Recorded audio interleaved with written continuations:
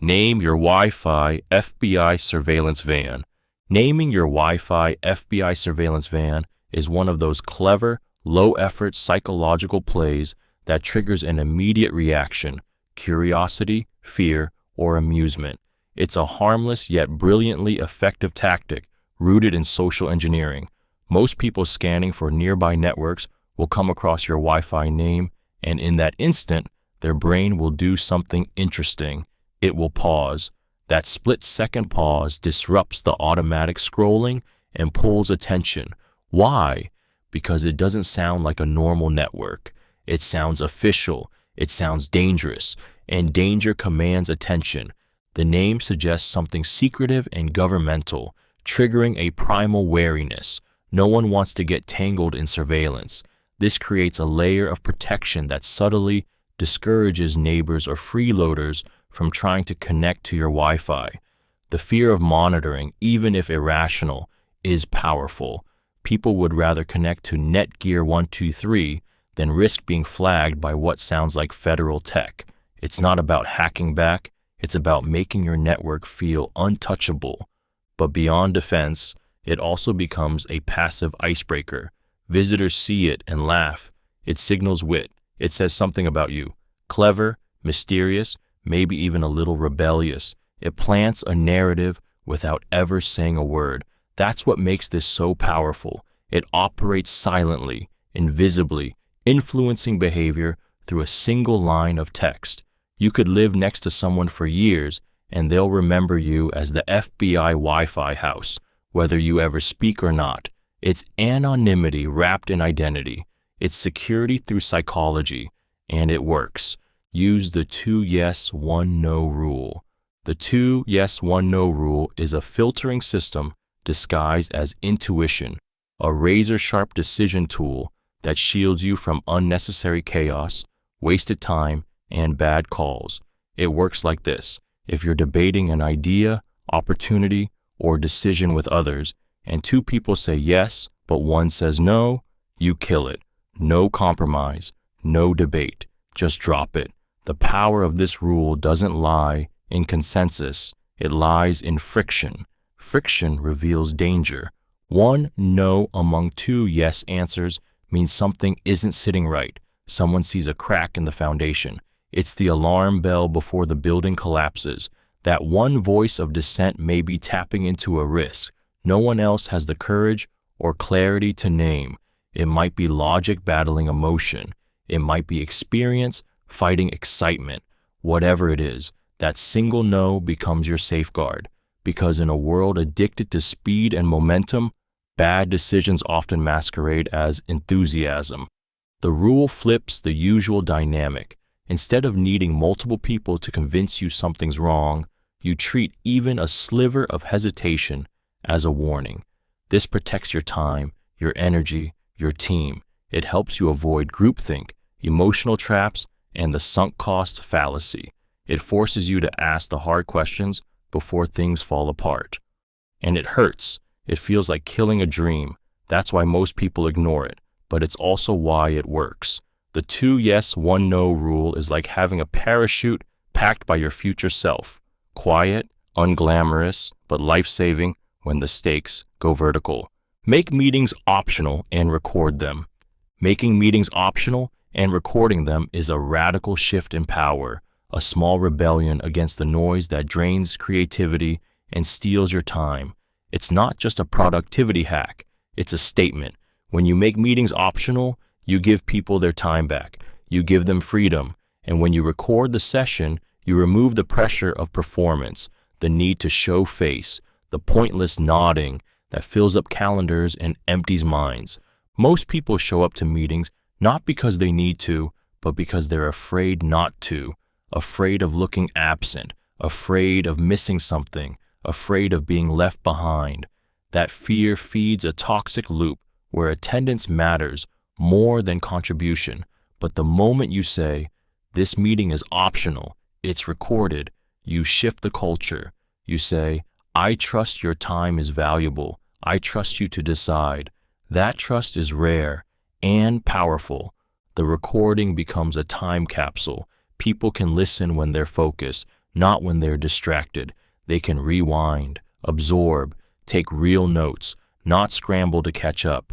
It makes communication clearer, accountability sharper, and energy purer. It filters out those who just want to listen and empowers those who want to act. Meetings become what they should have always been, a tool, not a trap. But more than anything, it draws a line. It tells your team, presence doesn't equal productivity, silence doesn't equal disengagement, and being busy doesn't mean you're doing your best work. That message, it changes everything. Write your thoughts like tweets. Writing your thoughts like tweets is a form of intellectual warfare on clutter, confusion, and cowardice. It's not just about brevity, it's about precision. When you force your brain to condense an idea into 280 characters, something magical happens. Fluff dies, vagueness dies, ego dies. All that's left is the truth, sharp, clear, undeniable. Most people drown in their own minds. They over-explain, overthink, overwrite. Their thoughts ramble, lose shape, bleed value. But when you treat every idea like a tweet, you challenge it. You ask, does this deserve space? Does this earn attention? That question builds discipline. It rewires your thinking. Your ideas become weapons, not wallpaper. It also makes you lethal in conversation. When others talk in circles, you strike with one clean sentence. You own the room without raising your voice. In writing, you become unforgettable. People don't share essays, they share clarity. One sentence, one punch. That's what gets remembered. That's what travels. But it's more than communication. It's a mindset. It teaches you to think fast, write smart, and speak with impact. It forces you to let go of filler and fall in love with essence. And in a world addicted to noise, clarity becomes rebellion. When you write like a tweet, you don't just become a better writer. You become sharper, bolder, more deliberate. Your thoughts stop floating. They start hitting. And when your words hit, people listen, even if you never say them out loud. Cancel free trials immediately after signing up. Canceling free trials the moment you sign up isn't just a tactic. It's an act of self-respect.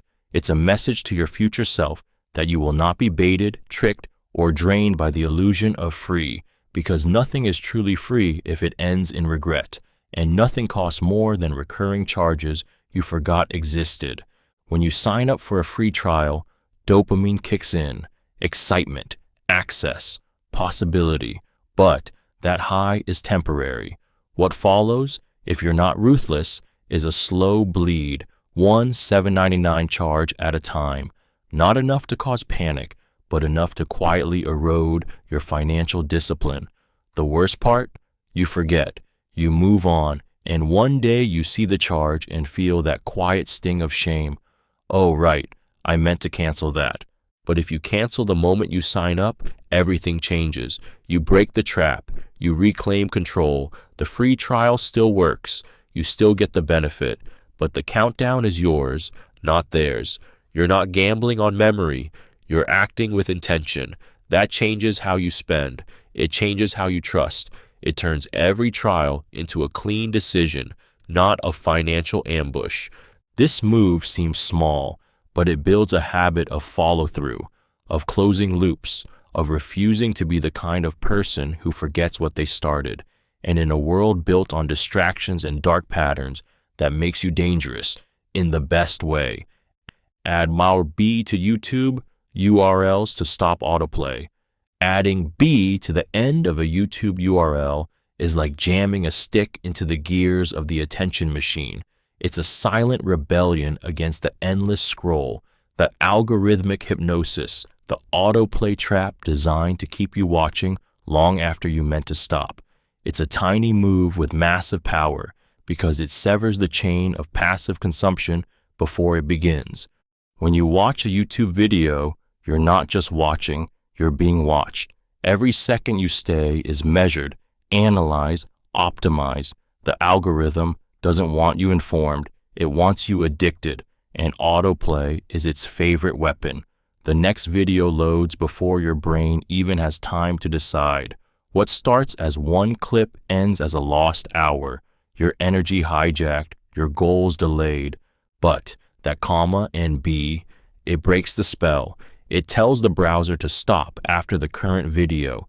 No suggestions, no loops, just an intentional end. It forces mindfulness. It gives you back the power to choose what's next. You're no longer being pulled.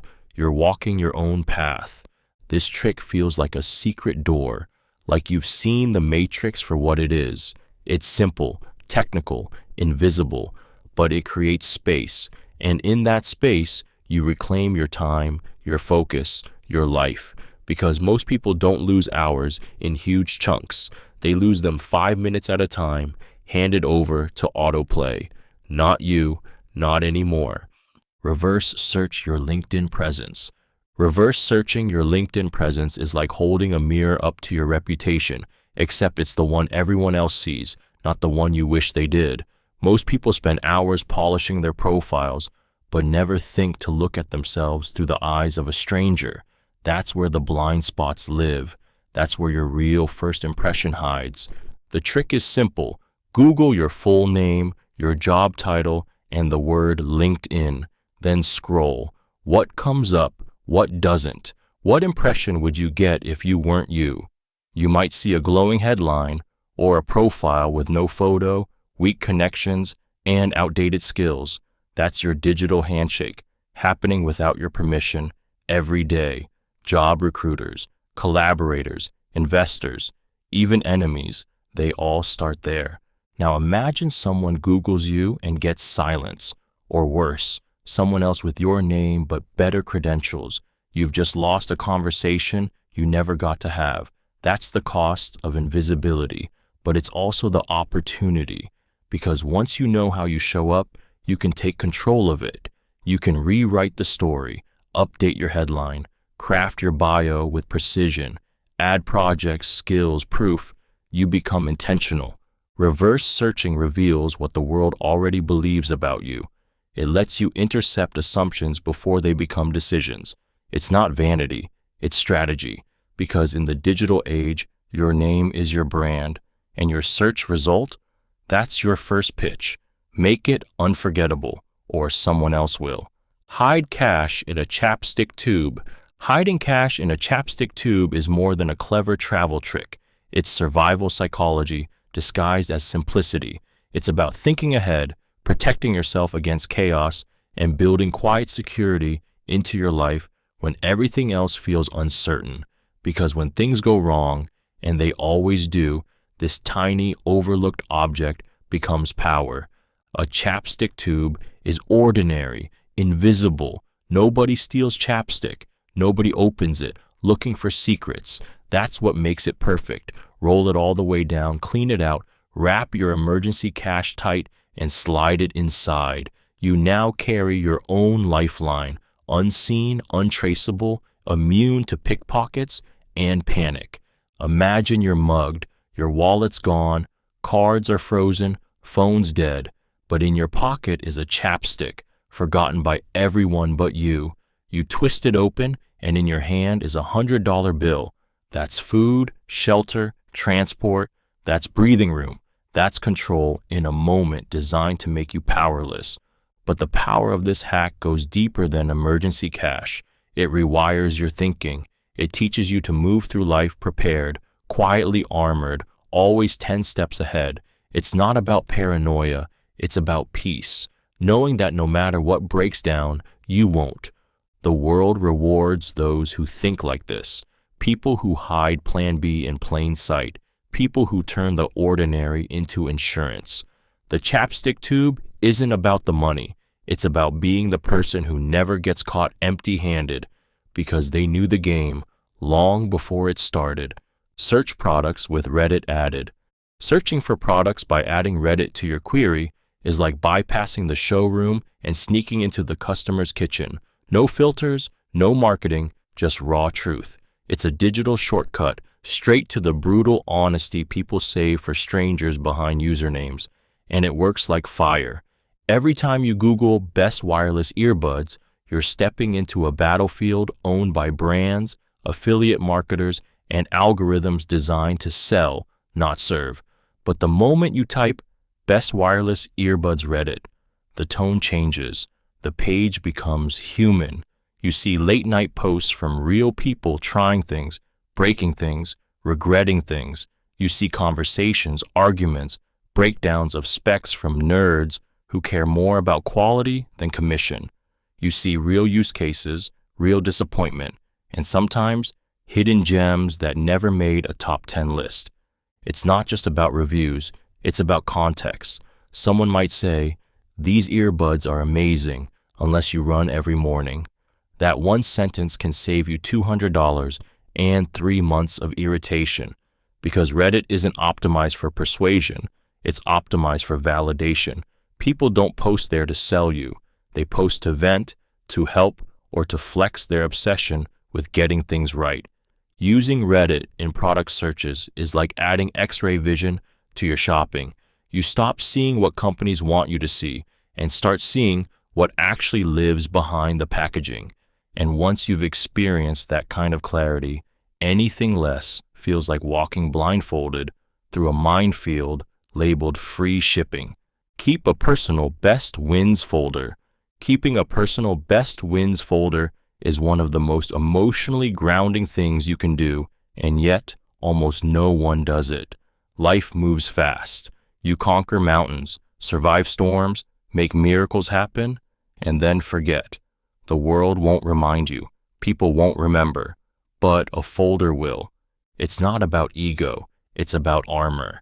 This folder becomes your private museum of proof. Screenshots of praise, moments of triumph, finished projects, breakthroughs, battles you thought you'd lose but didn't. On good days, it's a celebration. On hard days, it's survival. Because when the voice in your head says, "You're not doing enough," this folder says, "Look what you've already done." The power isn't just in remembering, it's in reconnecting. Each win you save becomes a lifeline to a moment when you were unstoppable, when you felt seen, when the impossible bowed, and when self-doubt tries to rewrite your story. You open that folder and remind yourself who you really are. It changes the way you negotiate. You walk in with receipts. It changes the way you heal. You see that progress is real. It changes the way you dream. You realize your future self is still being built by every courageous thing you do today. Most people only keep records of what they owe, what they lack, what they missed. But this folder, it's everything they forgot to be proud of. And one day, when it feels like you've lost your fire, that folder will light the match. Use .new after Google services. Typing "new" after Google services is a secret doorway, an instant teleport straight to action. No loading screens, no menus, no clicks, just creation. Type docs.new and a blank Google Doc opens. Type sheets.new and a spreadsheet is born. No setup, no thinking, just momentum. It feels like cheating the system because, in a way, you are. Every second you save compounds. Every friction you remove builds velocity. Most people don't realize how many micro delays drain their willpower daily. Opening tabs, navigating menus, finding the right button. Each one adds up. Each one slows the rhythm of thought. But when you use .new, your tool appears the moment your idea does. The inspiration stays intact. The spark doesn't die in the loading screen. It's not just about speed, it's about flow. Flow is fragile. One interruption and it shatters. But this trick protects it. You become faster than hesitation, quicker than distraction. You say to your brain, "Yes, now, go." That kind of immediacy changes your relationship with creation. You stop overthinking, you stop prepping, you start doing, and doing beats planning every time. The most dangerous people aren't the smartest, they're the fastest to execute. They build while others hesitate. They write while others arrange tabs. They move while others prepare. That's what new gives you. Not just a shortcut, an advantage. And in a world where speed is leverage, that kind of advantage is priceless. Tag notes with at in iPhone notes. Tagging your notes with at in iPhone notes is like giving your brain a GPS. It transforms a cluttered sea of thoughts into a living, breathing map of your mind. Every time you write at idea, at quote, at goal, you're planting a flag, a signal to your future self that says, "This matters. Remember this." Most people treat their notes like a junk drawer. Random thoughts, half-finished lists, scattered ideas that vanish into digital fog. Later, they scroll endlessly, hunting for that one thing they swore they wrote down. That moment, the frustration, the loss of momentum, that's where tags change everything. By simply adding an at in front of keywords, you create instant searchable anchors. Want all your book notes? Search at book. Need every business idea you've jotted down at 2 a.m.? Search at startup. It's not just organization, it's mental acceleration. It's your second brain on speed dial. The beauty lies in the simplicity. No need for apps, systems, or fancy productivity setups. Just a symbol, one keystroke that turns chaos into clarity. It makes your thoughts feel traceable, findable, valuable. It respects your time, it respects your thinking, and over time, it reveals something deeper, patterns, the way your mind evolves, the ideas that come back again and again, the ones that stick. Tagging your notes isn't about neatness, it's about power. It's about never losing the gold hidden inside your own thoughts. And when your mind moves fast, tagging is how you keep up without ever falling behind. Store passwords in QR codes. Storing passwords in QR codes is like hiding your keys in a language only machines can read, secure, silent, and invisible to the untrained eye. In a world where stolen logins, brute force attacks, and digital surveillance are everyday threats, this method is both armor and strategy. It flips the script on password management entirely. No more scraps of paper, no more forgotten combinations, just a square of coded geometry that holds access to your digital life if you know how to use it. Most people leave breadcrumbs. They reuse weak passwords. They write them in notes apps or email drafts. And when disaster hits, when they're hacked, locked out, or phished, they scramble. But the ones who think in QR speak a different language. They convert their strongest passwords into visual ciphers using any free QR generator. Then they print them, screenshot them, or encrypt and store them offline. To the world, it's just a barcode. To them, it's a vault. This method isn't just secure, it's smart, because QR codes are fast. They bypass typing errors, they avoid shoulder surfers, and they're easily stored in ways that don't scream password to a thief. Taped inside a book, embedded in a wallpaper, hidden behind a photo frame. All it takes is one scan and you're in. But the real power is psychological. It forces you to treat your digital life like a fortress, not a playground. It trains you to stop living casually online, and once you do, you never go back.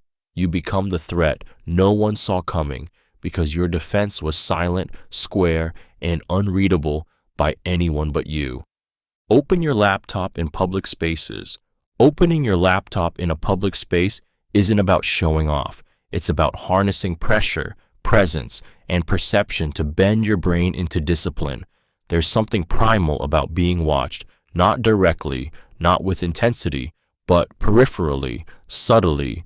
The hum of strangers, the random glances, the ambient noise, it all adds weight to your actions. You stop clicking aimlessly. You type with purpose. You sit straighter. Your screen matters more.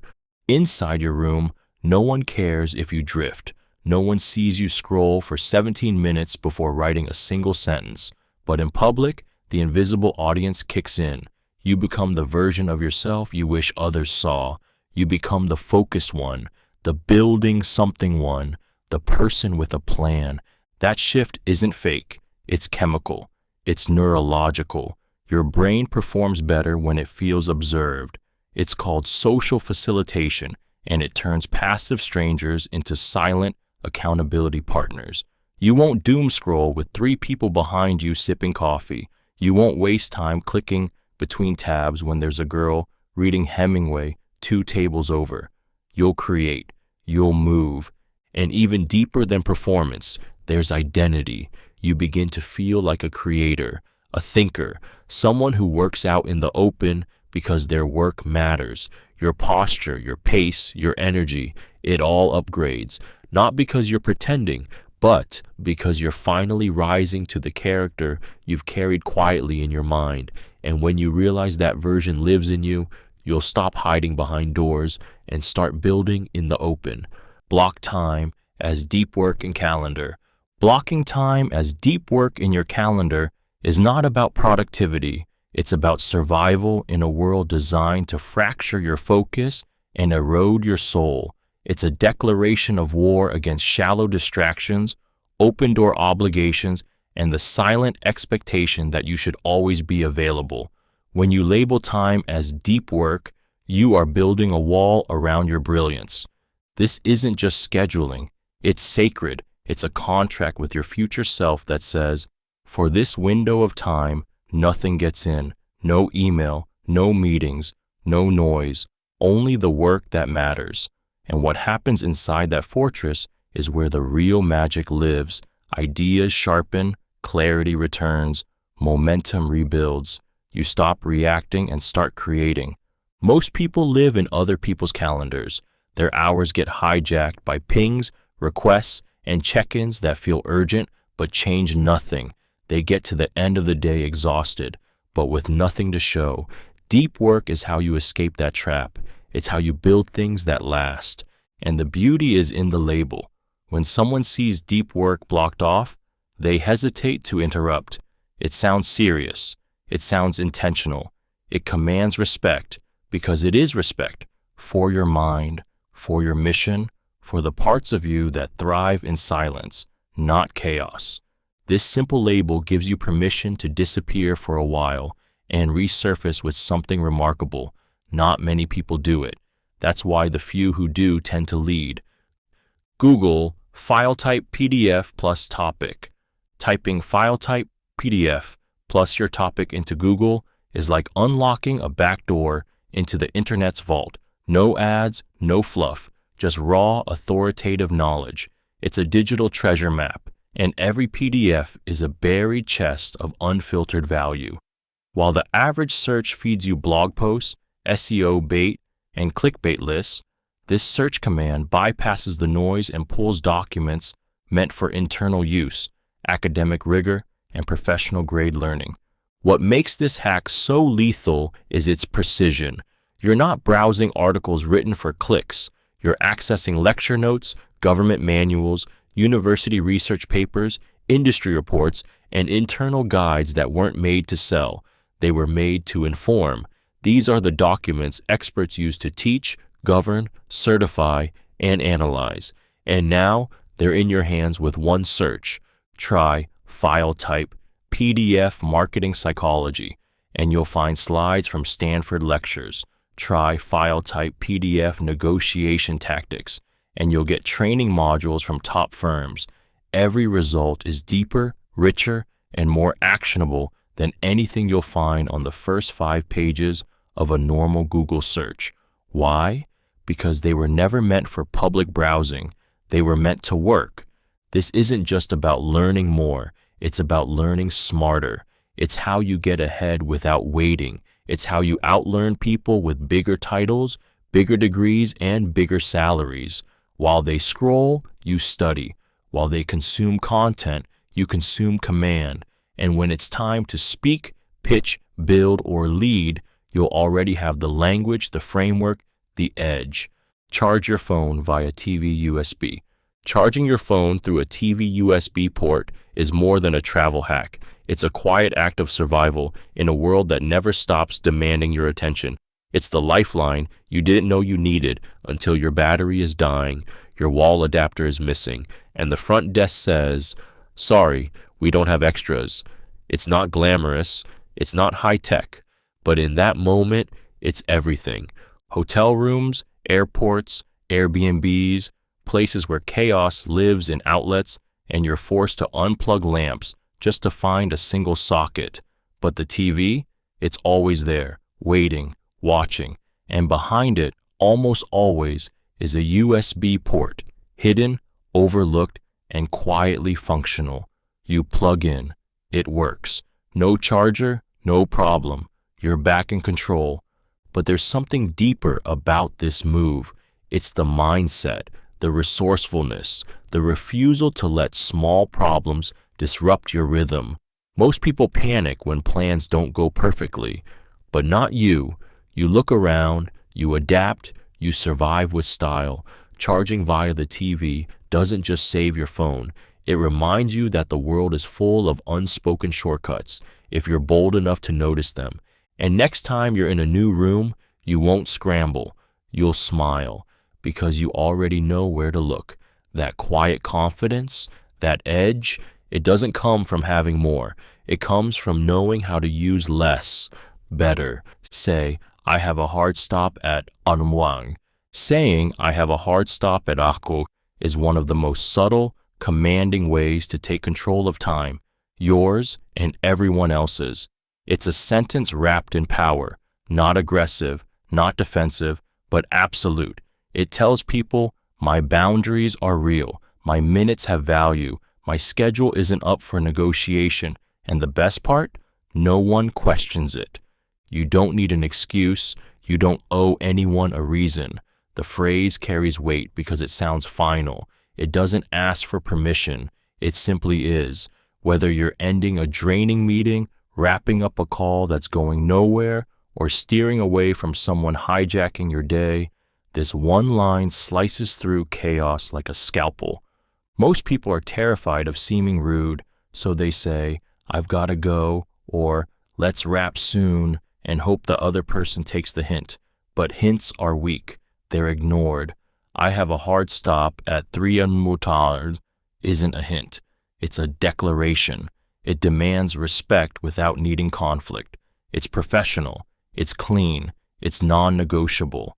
And there's something deeper. This phrase trains your subconscious. It teaches your brain that your time matters, that you are the gatekeeper. The more you say it, the more you believe it. The more you believe it, the more others do too. In a world that will stretch you thin, bleed you dry, and steal your hours with a smile, this one sentence becomes your armor. Say it. Mean it. Watch what changes. Delay email. Replies by 20 minutes. Delaying email replies by 20 minutes is a microscopic shift with seismic power. It interrupts the reflex to react and replaces it with the intention to respond. That pause, it buys you everything: clarity, control, and the upper hand.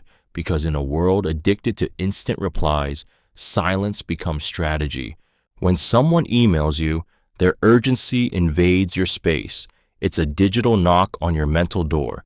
Most people answer it immediately, thinking speed equals professionalism. But fast responses often come with a cost: sloppy thinking, emotional reactions, premature decisions. That 20-minute delay becomes a firewall. It gives your logic time to breathe. It gives your instincts time to cool. And most of all, it gives you power back. You'll be shocked at what happens in those 20 minutes. Sometimes the issue solves itself. Sometimes the sender follows up with more clarity. And sometimes you realize your first impulse would have made everything worse. The delay teaches you to lead with thought, not reflex. It protects your energy from being hijacked by someone else's timeline. And emotionally, it's freeing. You're no longer tethered to a buzzing inbox like it's an IV drip. You start treating email like a tool, not a trap. That feeling, that quiet power of deciding when to engage, it changes how people see you. It makes your words land heavier. It makes your boundaries louder. And it teaches you something most people never learn. Time isn't just money. Time is leverage. And those 20 minutes, that's where it begins. Record meetings with voice memos. Recording meetings with voice memos is like stealing time back from chaos. It's quiet, it's simple, but it's one of the most powerful tools for clarity, presence, and peace of mind. Most people walk out of meetings with fragments, half-remembered ideas, missed details, and the anxiety of, did I forget something? But a voice memo erases that fear. It doesn't just record sound, it captures your memory before it has a chance to decay. In the moment, you can fully listen instead of scrambling to take notes. You stay in the room instead of living in your laptop. People notice that. They feel heard. And later, when the noise settles and the adrenaline fades, you play it back, and the real insights emerge. You hear what was said and what was meant, the pauses, the tone, the hesitation between words. Voice doesn't lie like text does. This tool also protects you. In high-stakes conversations, it becomes your proof. When misunderstandings arise, or worse, when someone tries to rewrite history, you have the record, the truth, not your memory, not their version, reality, frozen in time. It also helps you build better habits. You hear your own voice, your tone, your patterns. It's uncomfortable at first, but then it becomes a mirror, a teacher. You catch your filler words, your nervous rambling, your moments of power. You improve effortlessly. Most people leave meetings and forget. You walk away with a vault, and one day that vault will hold the conversation that changes everything. Text yourself 1 quote per day. Texting yourself 1 quote per day is like planting a mental seed that grows in silence, shaping your thoughts when no one's watching. It's not about motivation posters or cheesy Instagram inspiration. It's about installing values into your bloodstream, one line at a time. A single sentence delivered daily becomes a ritual, a whisper from your higher self, a reminder of who you're trying to become. You live in a world designed to hijack your mind. Notifications, headlines, scrolling dopamine loops. Every day you're fed noise that slowly distorts your focus and sense of self. But when you send a quote to your own number, your voice, your hand, your moment, you're rewriting that algorithm. You're saying, this is what matters today. This is the lens I choose.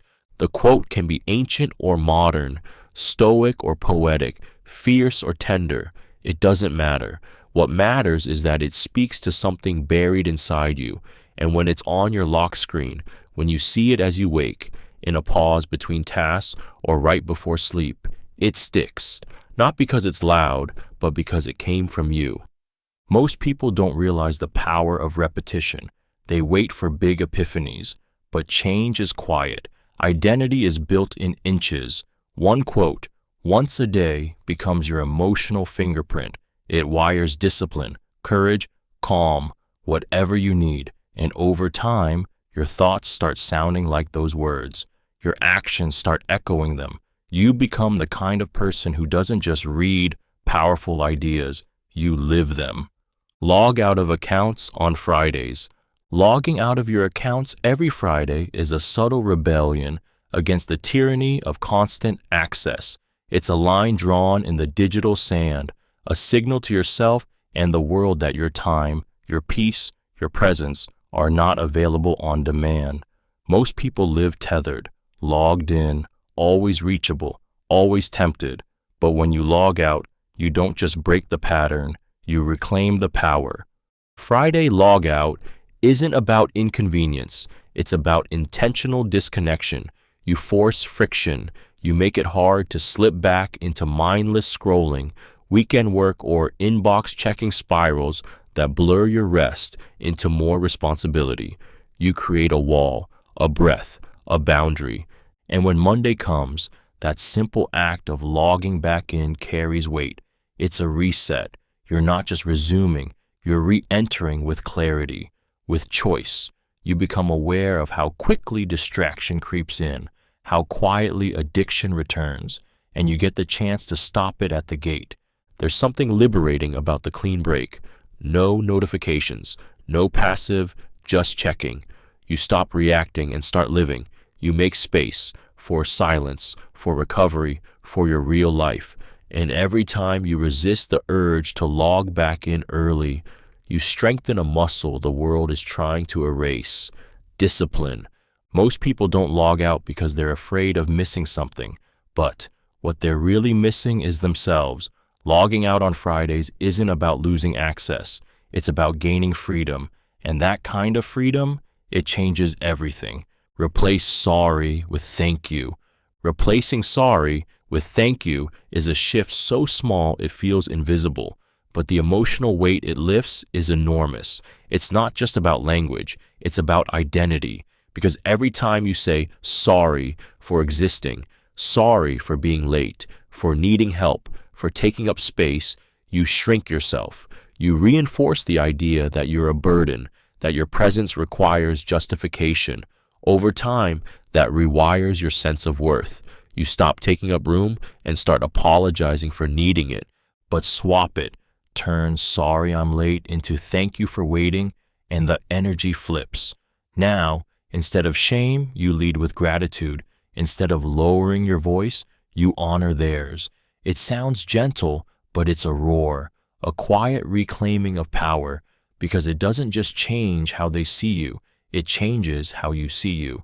You're no longer someone who apologizes for life happening. You're someone who acknowledges, adapts, and moves forward with grace. This tweak also reshapes relationships. Thank you for your patience creates connection. Thank you for listening deepens trust. People don't feel pity or awkwardness. They feel appreciated, and appreciation builds bridges far stronger than guilt ever could. The world is filled with people taught to shrink, to be sorry for taking too long, asking too much, being too real. But you're not here to apologize for existing. You're here to express, grow, lead. And it all begins with 2 words: thank you.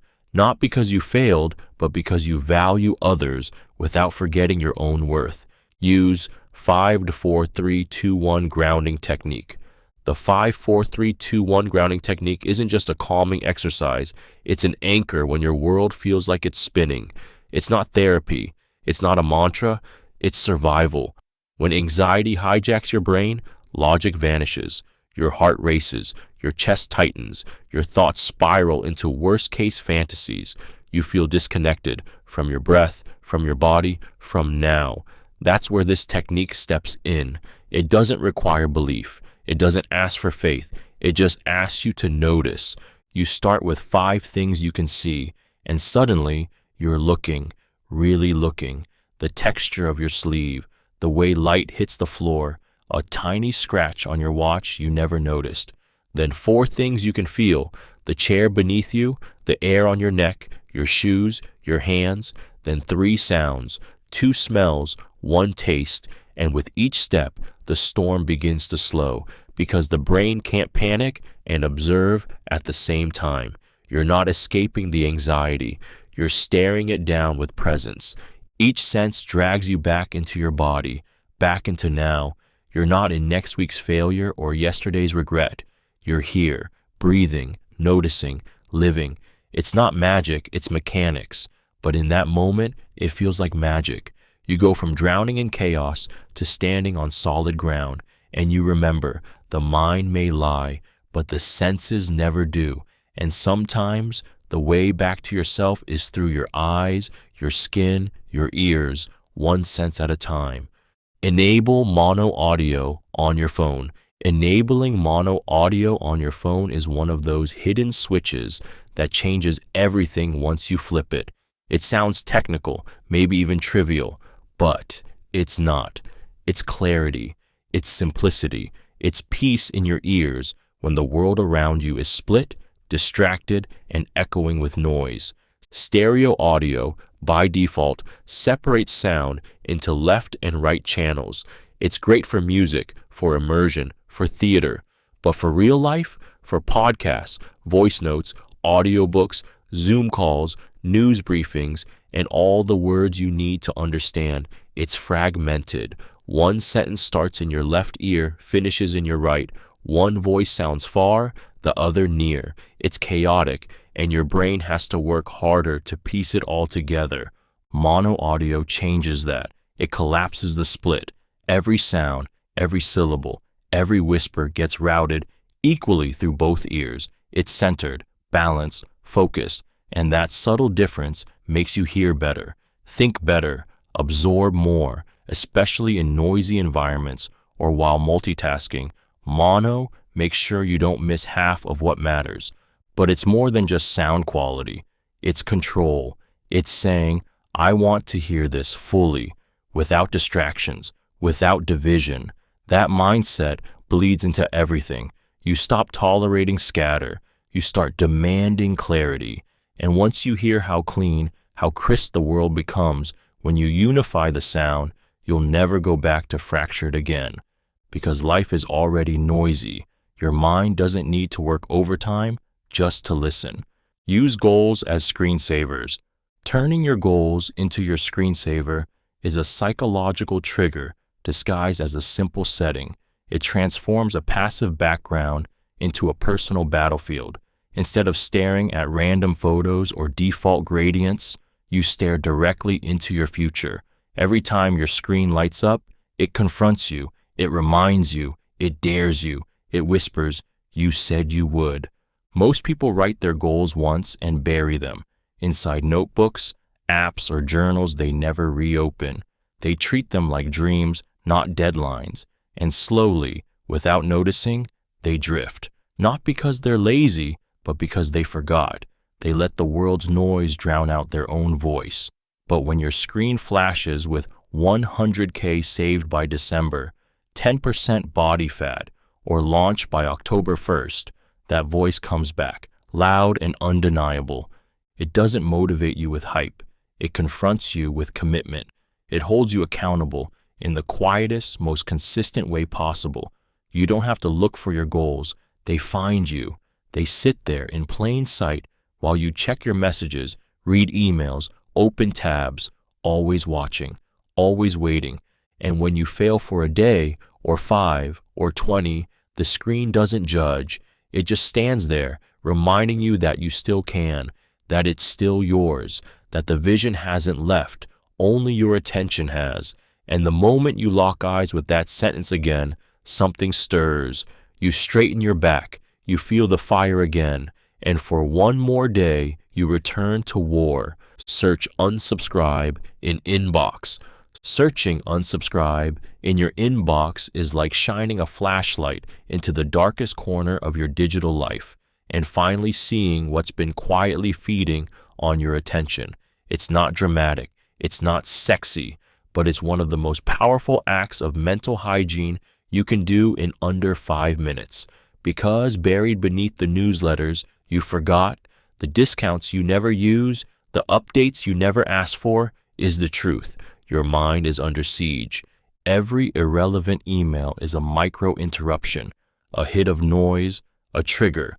You open your inbox to work, and instead, you're invited to shop, to scroll, to sign up again.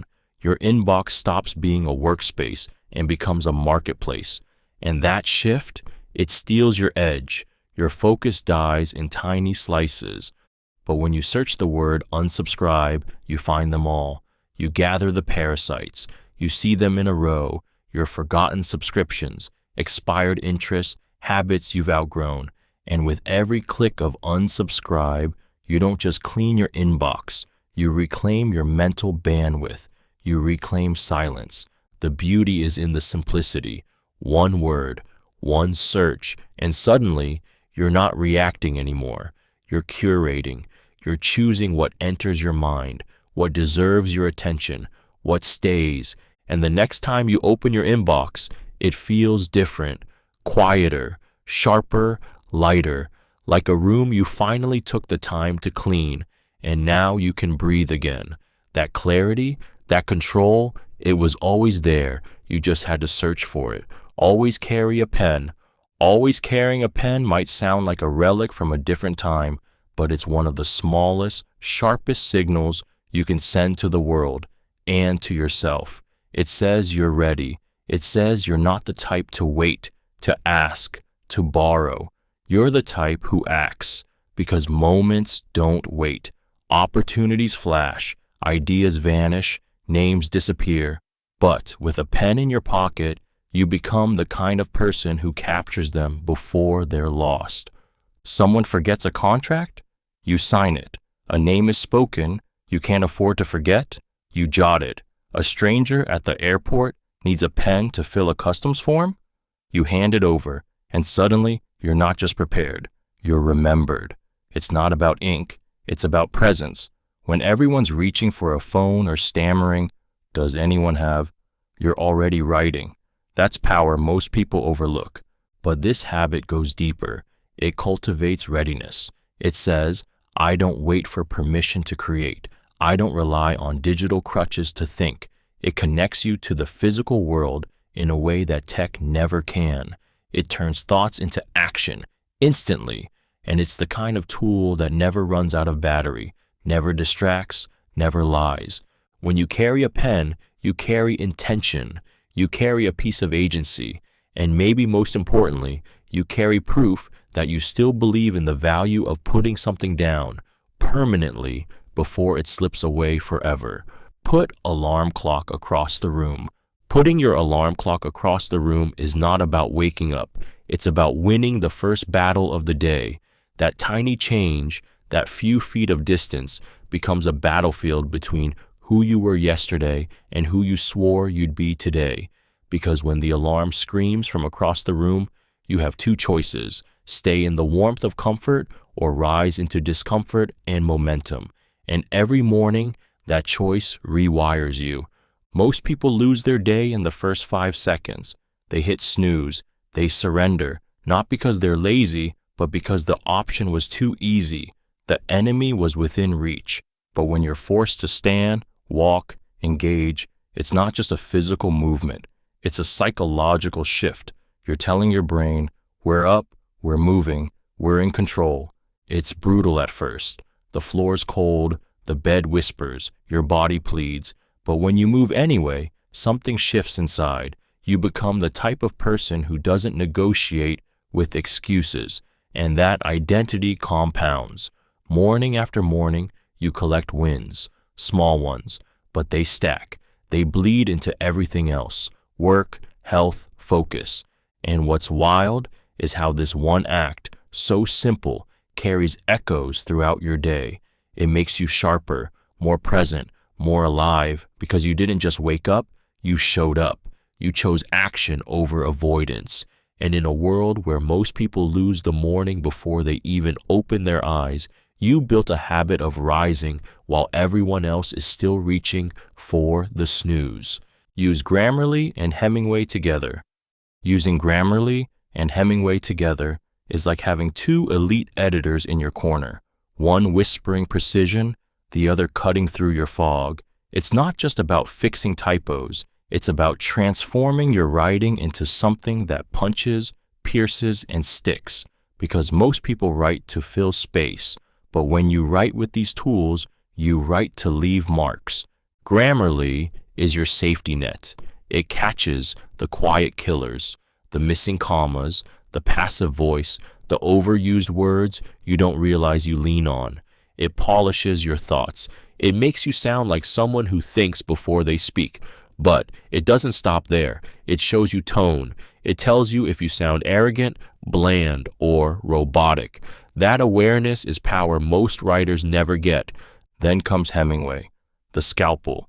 It doesn't care about correctness. It cares about clarity. It turns on a brutal spotlight and exposes every bloated sentence, every weak verb, every place your reader would silently whisper, "Get to the point."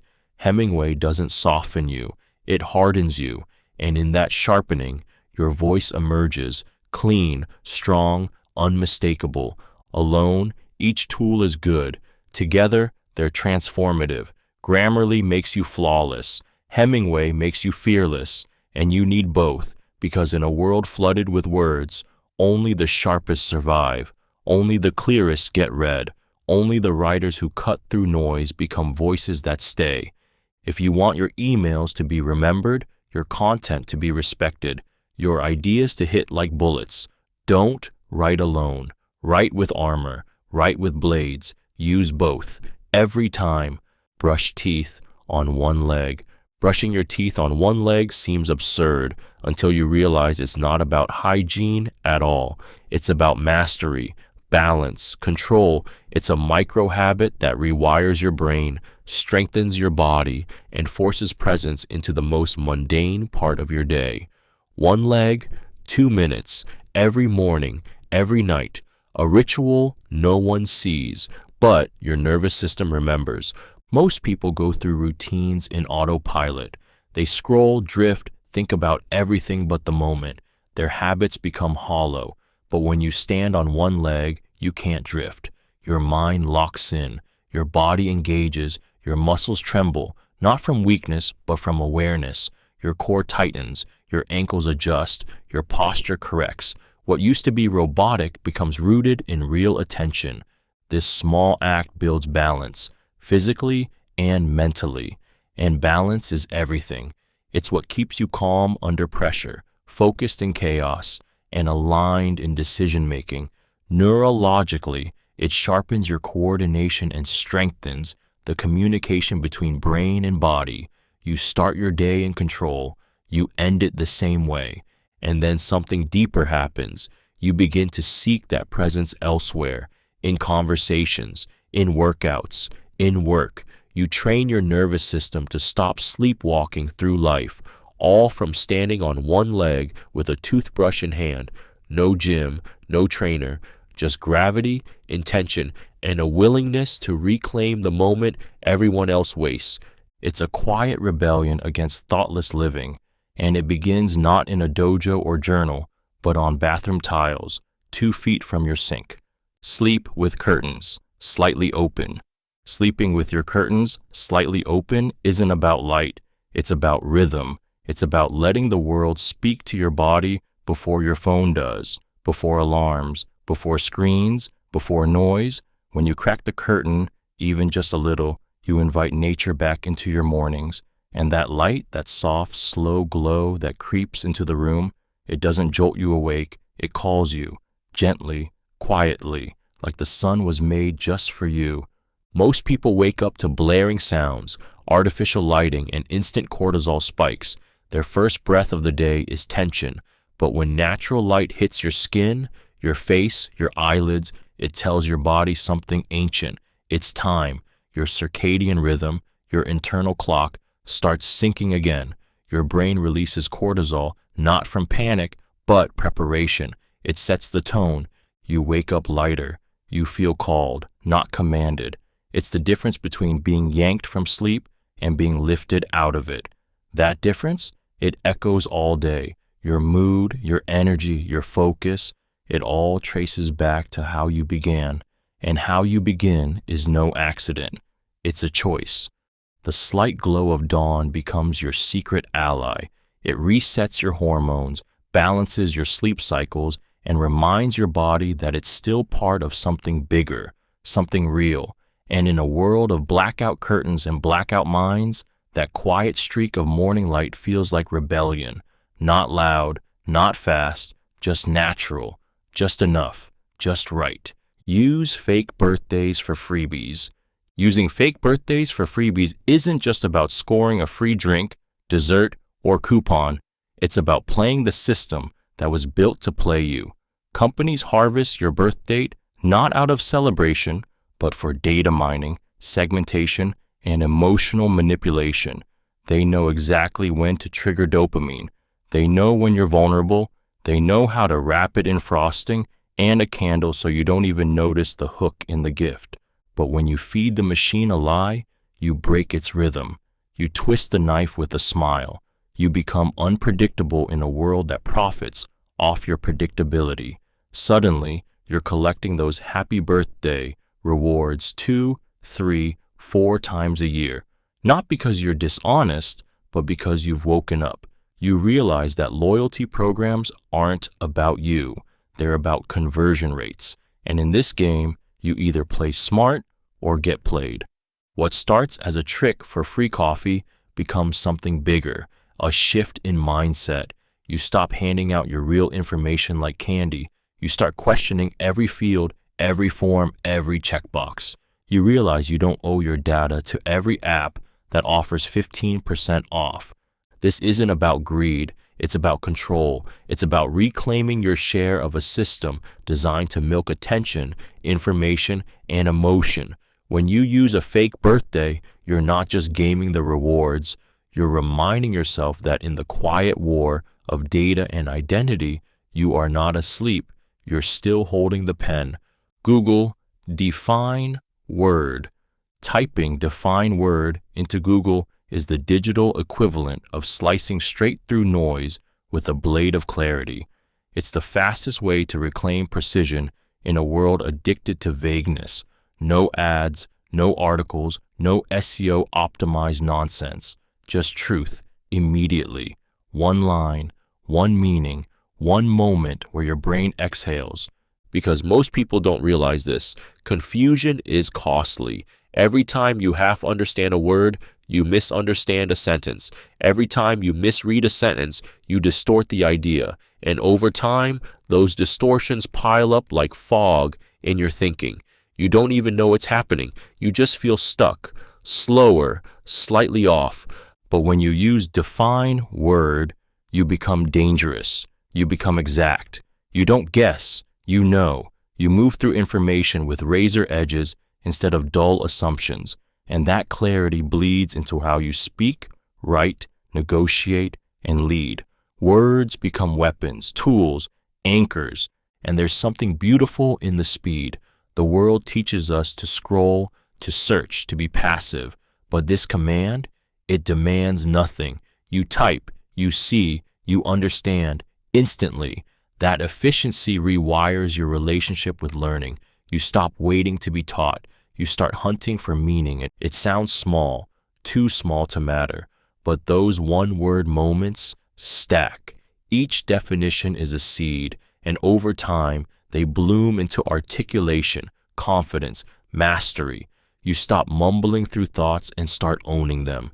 Because you didn't just read faster, you understood better. And that difference, that's the edge. Fold bills into triangles. Folding your bills into triangles sounds like a meaningless quirk until the day it saves you. It's a survival tactic disguised as a shape. In a world where wallets vanish, bags get stolen, and emergencies hit without warning, a folded triangle of cash becomes your silent backup plan. You forget it's there until you need it. And when you do, it's fast, hidden, unmistakable. Most people treat cash like clutter, flat, ordinary, stuffed into crumpled piles that vanish into coat pockets or get mistaken for receipts. But when you fold a bill into a tight triangle, you do something primal. You mark it. You signal that it's not just money. It's emergency money. It becomes a talisman, something your hands will recognize even in a panic. You reach into your bag or glove box and feel that sharp corner, and instantly you remember, this is the just in case. It's also harder to spend. Psychologically, a triangle-shaped bill doesn't feel like spending cash. It feels like a decision, a last resort. That hesitation is everything. It builds financial restraint. It holds you accountable. People who live paycheck to paycheck aren't reckless. They're often unprepared. But one $20 folded into a shape that screams, "Save me," can bridge a night, a ride, a meal. It hides in plain sight, overlooked by thieves, untouched by time. You don't even need to check on it. Just tuck it into a jacket lining, a phone case, a shoe tongue. Let it sit there, like a quiet guardian. One triangle, one decision. One day, it might just change everything. Keep a "why I'm doing this" note. Keeping a "why I'm doing this" note is like writing your soul a contract, a raw, unfiltered reminder of what the struggle is for when the fire goes out. Because it will go out. Discipline fades, energy crashes, motivation disappears, and in those moments, your brain will beg you to quit, to stall, to shrink. But that note becomes your voice when yours is shaking. It becomes your anchor when the storm shows up. You don't write this note for the days when everything flows. You write it for the nights you want to disappear. You write it for the mornings when the bed feels like a trap, for the moments when progress feels invisible, when the goal feels fake, when doubt gets loud. It's your defibrillator. You read it, and your heartbeat changes. The note isn't polite. It's not poetic. It's real. It's messy. It says things like, "So I never feel powerless again. So I can buy my parents a home. So I never have to fake a smile in a cubicle again." It holds the truth no one claps for. The rage, the love, the fear, the desire, the stuff that can't fit in a vision board. Most people forget why they started. They lose the plot halfway in.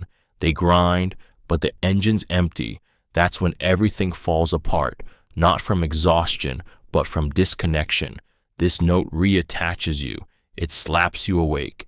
And sometimes, reading it for 30 seconds is enough to carry you through another 30 days. Avoid highways in Google Maps. Avoiding highways in Google Maps is a subtle declaration that your life doesn't need to move faster to move deeper. It's not about getting there quicker. It's about choosing to actually be there. Highways are built for efficiency, for speed, for people who are obsessed with arriving but forget to notice the path.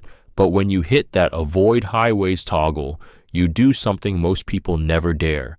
You slow down. You see things. You remember. The route shifts. Suddenly, you're winding through neighborhoods, under trees, past towns that don't show up in tourist guides. You see front porches, old diners, kids playing in sprinklers. You feel something again. Not urgency, aliveness. And in those moments, you realize something wild. You've been missing this. Not just the scenery, but the stillness, the breath between destinations. Avoiding highways forces your brain out of autopilot. You can't just zone out and cruise. You have to drive. You have to notice. And that noticing rewires you. You become more alert, more curious, more present. Life stops rushing by in a blur. You stop rushing by yourself. The journey becomes the story, not the arrival. And in a world obsessed with shortest paths, fastest downloads, quickest replies, choosing the longer, slower route feels like rebellion. And maybe that's exactly what you need, because the best ideas, the clearest thoughts, the most unexpected moments, they don't live in 6-lane highways. They live in the turns, the quiet streets, the detours, and all it takes to find them is one tap. Email yourself book notes. Emailing yourself book notes is more than a habit. It's a lifeline between who you are when you're reading and who you'll be when you forget. Because no matter how powerful a passage feels in the moment, memory fades. Inspiration evaporates. The mind leaks. But the inbox doesn't. The inbox remembers. Every time you finish a chapter, send yourself a note. Not a perfect summary, not a transcript, just the phrases that hit, the lines that shook you, the ideas that made your pulse quicken. Hit send. Let it land in your inbox like a message from your past self. Hey, don't lose this. Later, when you scroll past it in a rush, you pause, you reread that line, and suddenly you're back in that moment, wiser, clearer, braver. It's time travel in sentence form. You don't just store knowledge, you resurrect it, and the inbox becomes more than clutter. It becomes a vault of awakening. Even better, it lives where your attention already is. You open your phone to check on work, but boom, there's that quote that changed how you saw fear, or that reminder that your excuses are lies. You never intended to reflect, but now you are. That's the magic. Over time, these notes become a thread, a personal curriculum. You don't need to reread the whole book. You carry its blood in your inbox. And one day, when you need it most, you'll find that note, that line, that spark. And it won't just remind you what you read. It'll remind you who you were becoming. Bookmark tools, not apps. Bookmarking tools instead of apps is a silent revolution in how you work, think, and move through the digital world. It's the art of stripping everything down to function. Because apps want you to stay. They lure you in with interfaces, sidebars, notifications, distractions dressed as features. But tools exist to do one thing well and disappear. They don't demand your attention. They sharpen it. When you bookmark tools, calculators, converters, templates, generators. You skip the noise. You bypass dashboards, loading screens, sign-ins, and fluff. You cut directly to utility, and that small choice, that 2-second time save, adds up day after day, click after click. It becomes momentum, flow, velocity. More than that, it rewires how your brain approaches problems. You stop thinking in brands and apps and start thinking in solutions. Need to compress a file? You know the tool. Need to generate a color palette, strip metadata, schedule a time zone-free meeting? You're not Googling, you're executing. It also makes you look like a magician to others. While they fumble through cluttered interfaces and hunt for buried features, you're done. Quietly, efficiently, like it's second nature, because it is. And here's the part no one talks about. Bookmarking tools creates a personal arsenal, a second brain made of steel and simplicity. It says you value function over friction. It says you don't chase novelty, you collect effectiveness. Most people let software shape their process, but when you live by your bookmarks, you shape your own. And that shift from passive user to precise operator makes you unstoppable. Add fake middle initial to online orders. Adding a fake middle initial to online orders is a subtle act of digital espionage. It's not paranoia, it's precision. In a world where your data is currency, this trick turns you from a passive target into a silent tracker. You don't just give your name, you mark it, tag it, inject a fingerprint into the system that only you can decode. When you order something online and write your name as Alex J. Carter instead of Alex Carter, you've just built a signal. Now, if you start getting spam addressed to Alex J. Carter, you know exactly who sold you out. That middle initial becomes a breadcrumb in the data trail. It's proof, it's exposure, and it gives you leverage in a world designed to take from you quietly. Most people never notice when their name is copied, sold, or leaked. Emails flood in, calls ramp up. You feel violated, but have no clue where it started. But you'll know. Was it the website where you used Alex T. Carter? Or the free trial where you were Alex M. Carter? The fake middle initial maps the betrayal. It becomes your private signal in the chaos of harvested identities. It's low effort, it costs nothing, but it flips the script. Instead of being the product, you become the observer. You get to see which companies protect you and which ones monetize you. You move through the web like a ghost, with quiet traps set behind every keystroke. In a world that feeds on your data, the fake middle initial becomes your first line of defense and your last laugh. Carry shirt and cologne in your bag. Carrying a shirt and cologne in your bag is not about vanity. It's about being ready for the moment when life tests your sharpness. It's about control, adaptability, and refusing to be caught off guard. Because there will come a day, a call, a meeting, a run-in, a miracle of timing, where you'll be handed a chance you didn't expect. And when that moment comes, the version of you who walks in freshly pressed and smelling like confidence will always beat the one who looks like they just survived a commute. Most people drift through the day thinking they know what's coming, but life doesn't care about your schedule. It throws curveballs, and when it does, preparation becomes a weapon. A fresh shirt transforms your posture. A subtle scent changes how you're perceived, professional, composed, intentional. You go from invisible to unforgettable in under 2 minutes.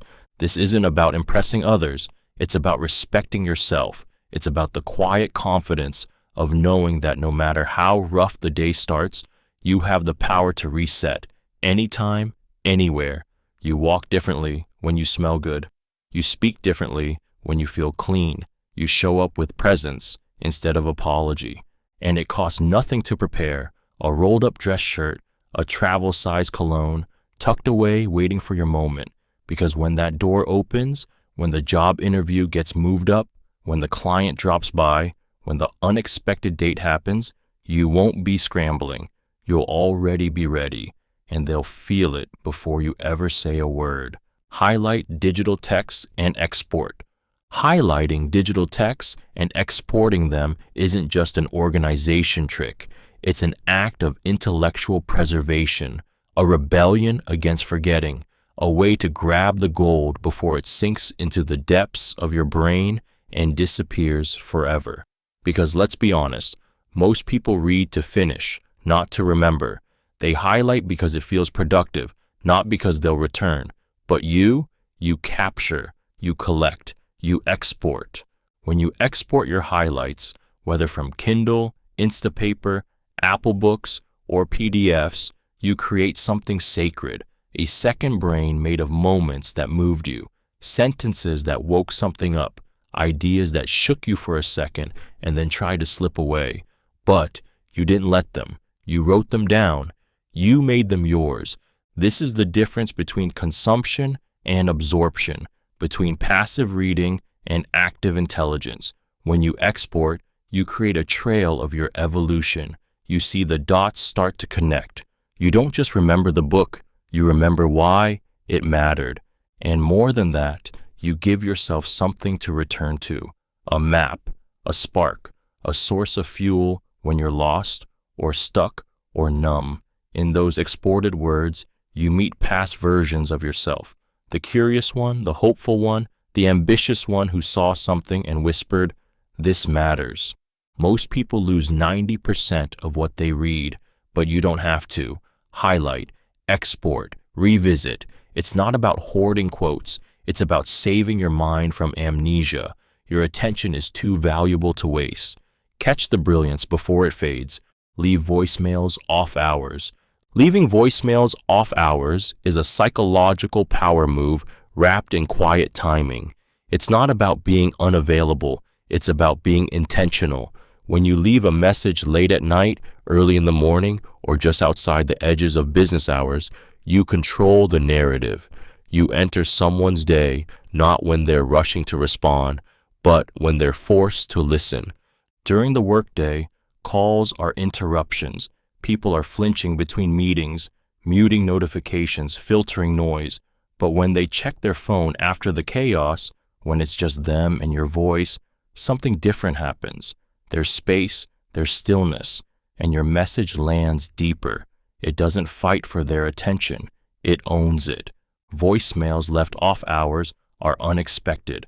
They make people curious. They stand out in a world of missed calls and empty screens. The tone feels personal. The timing feels deliberate. It says, "I'm not here to chase, I'm here to inform." And that shifts the power dynamic. You're not waiting for them. They're thinking about you. And here's the part no one talks about. When you speak without expecting an answer, your words sharpen. You choose with more care. You're not reacting, you're delivering. That confidence echoes in your voice. It leaves an imprint. Most people leave voicemails out of urgency, but when you leave them with strategy, you become memorable, professional, intentional, and in a sea of noise and follow-ups and forgotten messages, yours becomes the one they actually listen to all the way through. Learn the NATO phonetic alphabet. Learning the NATO phonetic alphabet is like installing a cheat code for clarity in a world built on noise, static, and miscommunication.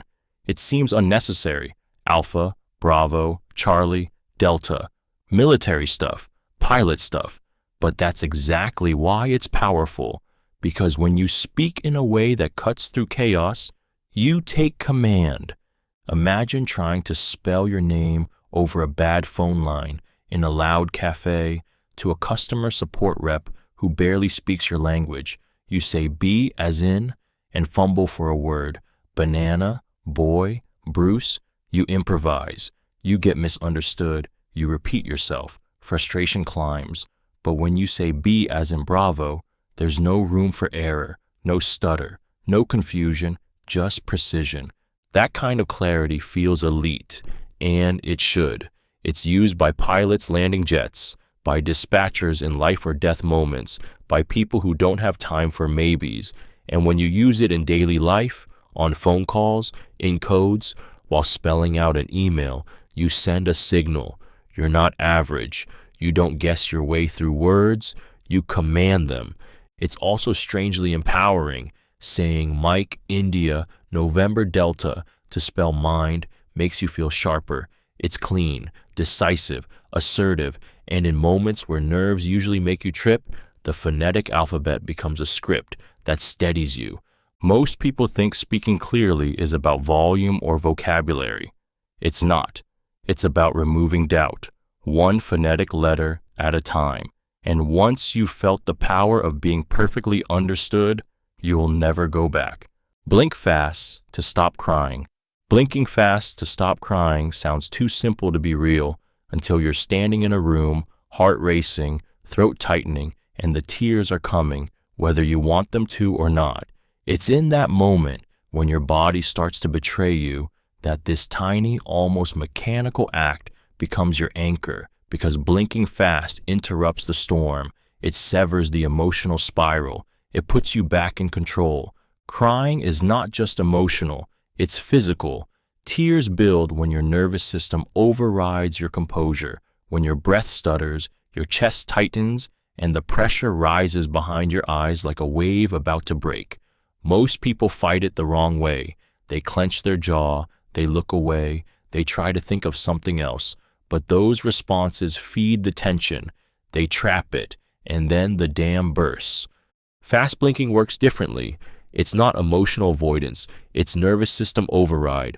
Rapid blinking signals to your brain that the tear ducts don't need to release. It tells your body, hold, not yet. It engages the muscles around your eyes in a rhythmic pattern that pulls energy away from the buildup.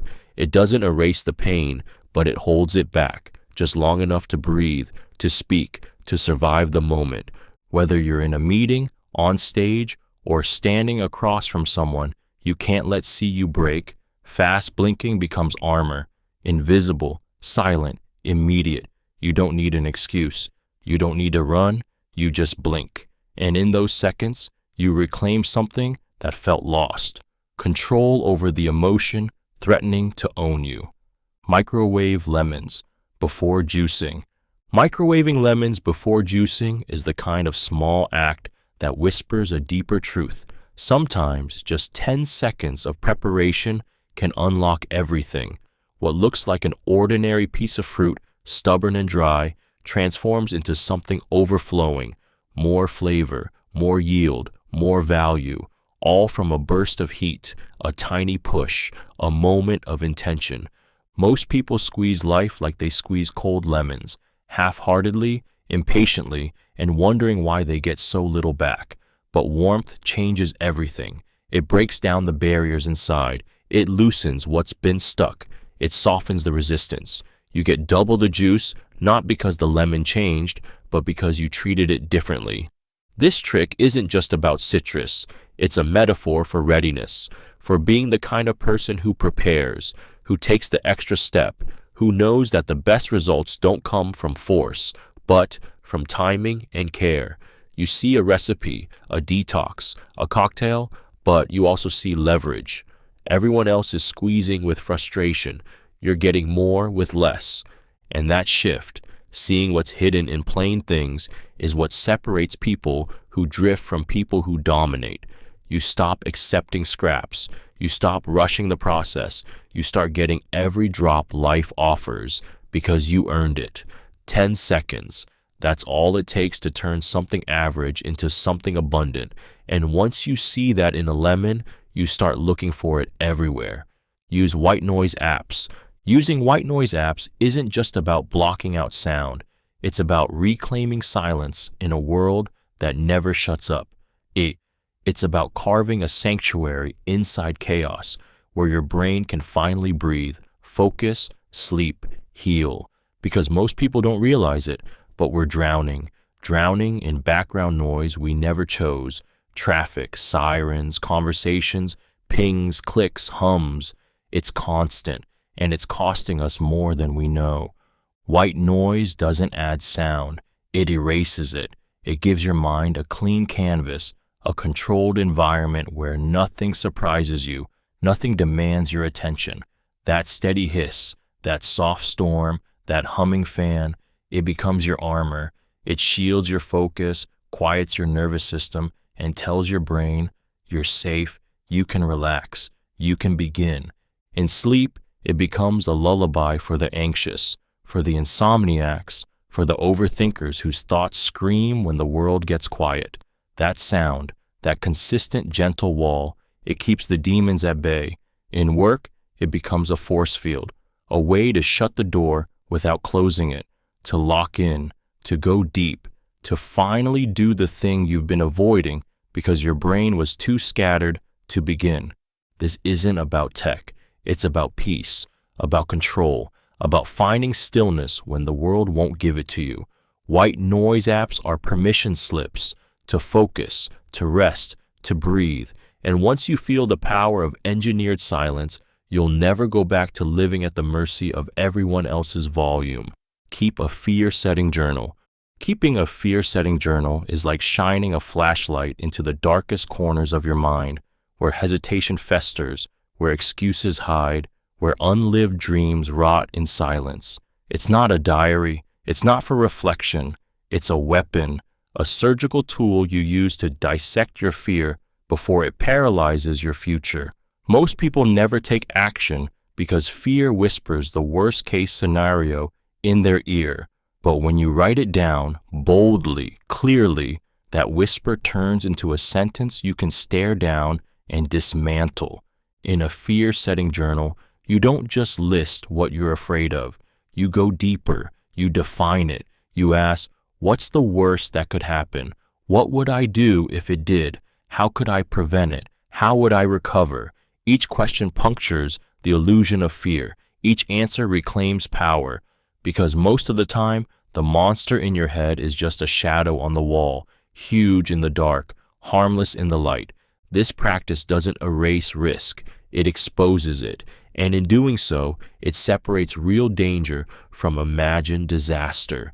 It forces you to stop waiting for confidence and start building clarity, the kind of clarity that makes you move, that makes you launch, say it, try it, walk away, speak up. Fear left unexamined becomes your master, but fear written down, named, challenged, planned for, becomes fuel. And every entry in that journal is another piece of evidence that you're no longer ruled by what if. You're led by what now. Tape over laptop webcam. Taping over your laptop webcam is not paranoia, it's awareness. It's the smallest act of rebellion against a world that watches without asking. And once you do it, you don't just protect your privacy, you reclaim something deeper, your sense of safety. That black square of tape becomes a symbol, a line drawn, a refusal to be silently observed. Because the truth is chilling, your webcam can be activated without the light turning on. Hackers do it, malware does it, governments have done it, and yet millions of people sit in front of their screens every day, naked in data, exposed by pixels, unaware, until one day they wonder why an ad knows too much, or worse, a stranger does. But when you tape it, just a tiny square, nothing fancy, you send a signal to the world, to yourself. You don't get access unless I say so. It shifts your posture, makes you intentional. Suddenly, your laptop doesn't own you. You own it. It's a device again, not a window into your life. And emotionally, it's grounding. You stop wondering, stop doubting. The anxiety that used to whisper, what if, goes silent because you've acted. You've taken a step 99% of people don't. Not because it's hard, but because it's easy to ignore. And that's the trap. They count on your convenience, your forgetfulness. But you put tape on truth. And now, even in silence, you're louder than ever. Add quarterly, audit your life to calendar. Adding a quarterly audit your life to your calendar isn't a productivity tip. It's a reckoning.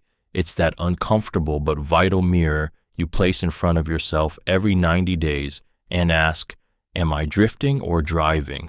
Because life doesn't fall apart in a single moment. It erodes in silence, in routines, in excuses that harden into identity.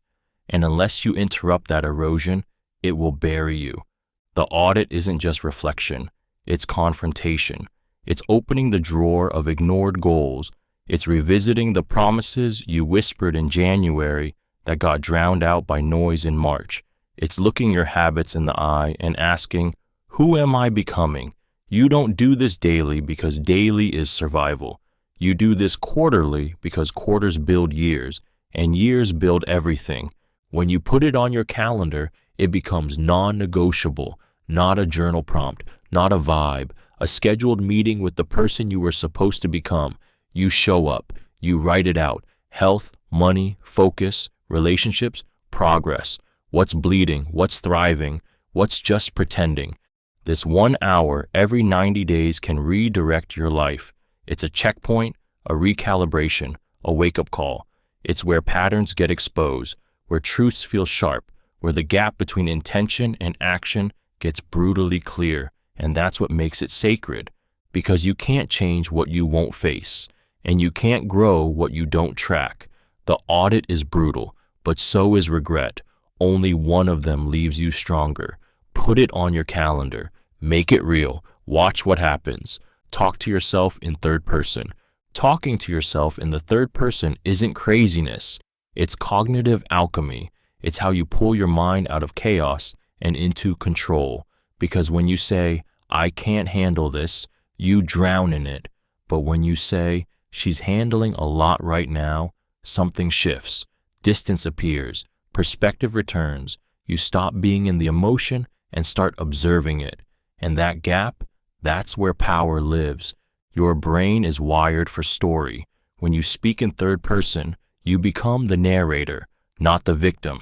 You gain clarity that first-person panic can't provide. Research backs this. Athletes, CEOs, even children perform better under stress when they coach themselves like they would a friend.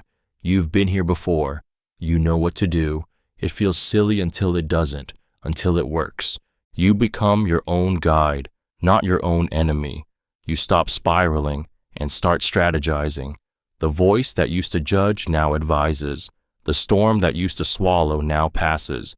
Because third-person talk isn't detachment, it's self-leadership. It's giving your inner chaos a calm commander. And in the moments where everything tightens, your chest, your throat, your mind, saying he's scared right now and that's okay, doesn't deny the fear. It diffuses it.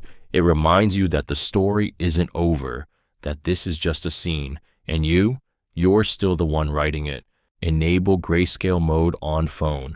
Enabling grayscale mode on your phone is like draining the dopamine from a slot machine and suddenly realizing how ugly the addiction really was.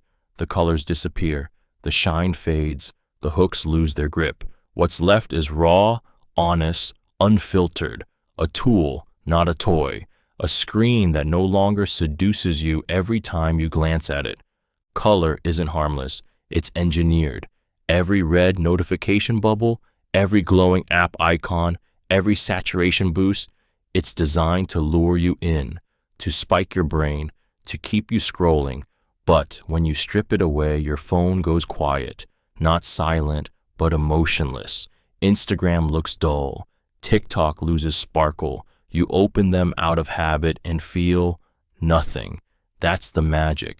Suddenly, you don't want to stay. You don't want to scroll. You break eye contact with your device and realize you've been hypnotized. This monochrome world is clarity. It's detachment. It's the first time in years your phone doesn't feel like a portal. It feels like a tool. And that shift, it gives you your life back. It's not about punishment. It's about freedom. Grayscale kills the craving without killing the function. You can still text, still call, still work, but the pull is gone. And what's left is presence, awareness, control. Most people won't do it because they don't want to lose the magic, but that magic is manipulation. And when you turn it off, you realize you've been coloring inside lines someone else drew. Grayscale erases those lines and lets you see clearly for the first time. Eat oranges after brushing teeth. Eating oranges after brushing your teeth is a sensory rebellion, a sharp citrus slap that wakes you up from autopilot and forces you to feel everything. It's not a hack for taste, it's a confrontation. The bitterness that hits you isn't a flaw in the fruit, it's a collision between sweetness and chemicals, between nature and habit. And that discomfort, that jolt, it's exactly the point. Most people stumble into their day numb. They go through the motions, scroll, sip, chew, scroll again, never truly tasting, never truly present. But the moment you bite into an orange after toothpaste, your mouth explodes with chaos. The mint lingers, the acid spikes, your taste buds riot. It's unpleasant and unforgettable. It snaps you into now. You can't not pay attention. There's something deeper here. It reminds you how much context controls perception. The same orange that tasted sweet 10 minutes ago now feels foreign. Nothing changed except you, your mouth, your timing, your environment. That's how life works, and that's how growth works. Things only feel bitter when you're not ready for them. But if you endure the sting, your body adapts, your brain sharpens, you stop avoiding discomfort, and you start using it. It's a metaphor you can taste, pain before sweetness, awakening through contrast. And once you realize you can handle something as jarring as mint-slapped citrus first thing in the morning, you start to wonder what other shocks you've been avoiding, what other discomforts you've mistaken for danger. And suddenly, even the bitterness feels like proof that you're alive. Count to 7 before replying. Counting to 7 before replying is a weapon in disguise. It looks like silence, but it's strategy. It buys you distance from the heat, from the sting, from the voice inside that wants to fire back too fast. And in that small delay, those 7 seconds, you become powerful because you don't just pause the moment, you change it. Most people answer with their first impulse, emotion, ego, fear, insecurity. They speak to be right, to defend, to strike. But when you count 1, 2, 3, you do something radical. You choose your words, not to win, not to please, but to own them. That pause is where your brain catches up to your heart, where your logic finally gets a turn at the wheel. In conflict, those 7 seconds are everything. They stop you from escalating a fight that didn't need to happen. They give you space to listen instead of react. And the person across from you feels it. They feel the weight in your quiet, the control in your calm. Suddenly, you're not just in the conversation, you're leading it. Even in calm situations, that pause is magnetic. It signals thoughtfulness, depth, confidence. People lean in when someone doesn't rush. And when you finally speak, your words land like stone, measured, grounded, impossible to ignore. It feels like a whisper, but it echoes, because in a world that speaks too soon, too much, too loud, the person who waits 7 seconds doesn't just speak better, they own the moment. And sometimes, that silence says more than the sentence ever could. Ask Uber drivers for local tips. Asking Uber drivers for local tips isn't just a travel hack, it's a human unlock. It's peeling back the tourist brochure and stepping into the heartbeat of a city. These aren't your typical guides. They're not selling you something. They're living it. Every street, every story, every late night shift filled with overheard conversations and silent observations. And in their world, the truth leaks out without polish, without branding, without the rehearsed charm of concierge smiles. Most travelers follow stars and hashtags. They eat where Instagram tells them. They visit places ranked by strangers they'll never meet. But your Uber driver, they've seen where locals eat after the doors close, which bars actually pulse with life, and which neighborhoods to avoid when the sun dips. They know the fastest route not because of GPS, but because they've felt traffic hour by hour, block by block. Their recommendations aren't filtered through advertising. They're filtered through experience. But something deeper happens when you ask. You connect. The small talk dissolves. A wall breaks. You stop being just a rider and become a guest, someone worth sharing stories with. They open up, tell you where they bring their families, warn you about the overpriced traps, share legends that never make TripAdvisor, and sometimes They'll even circle back to show you. You don't need guidebooks when you've got stories. And every Uber ride is a doorway to one. All you have to do is ask. Not like a tourist, like someone who wants to know. The city will unfold differently, and it'll remember you. Write 5 ideas daily. Writing 5 ideas a day is how you train your mind to stop waiting for lightning and start generating it. It's not about brilliance, it's about muscle. Most people wait for the perfect idea to strike, but ideas don't come to those who wait. They come to those who dig, and this daily ritual turns you into a mental excavator, pulling gold from dirt every single day. The ideas don't have to be smart. They don't have to be good. They just have to exist. 5 thoughts, 5 sparks. That's it. 1 might be terrible, 3 might be useless, but that 5th one, that might change everything. Or maybe it won't. Maybe it's just sharpening the blade for tomorrow. Either way, you win. You start to see the world differently. Conversations become prompts. Problems become puzzles. Boredom becomes a signal. You stop being a consumer of thoughts and start becoming a source. And as the days pass, you realize something quietly powerful. The quality of your ideas rises with the quantity. The noise clears. Your brain becomes a forge. You stop needing inspiration. You become it. Most people fear the blank page. You start dancing with it. And over time, you build a mental reservoir. When others freeze, you flow. When they say, I don't know what to do, you already have pages of possibilities. Writing 5 ideas daily doesn't just make you creative, it makes you dangerous, because you'll never run out of answers. You've trained your mind to supply them. Use 4-7-8 breathing. The 4-7-8 breathing technique is not just a calming trick. It's a manual override for your nervous system. It's how you slam the brakes on anxiety, how you hush the chaos that your mind can't reason with. It's how you get your body to listen when your brain is screaming and won't shut up. You inhale for 4 seconds, hold for 7, exhale for 8. That's it. No gear, no app, just you, your breath, and the steady count of something ancient. Because while your thoughts spiral and your chest tightens and your hands shake, your breath is still yours. And it's the one thing you can control when everything else is falling apart.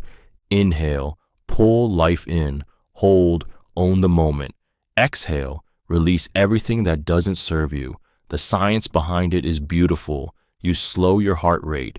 You flood your body with oxygen. You flip your system from fight or flight to rest and digest. Your muscles unclench. Your thoughts soften. Your body says, you're okay.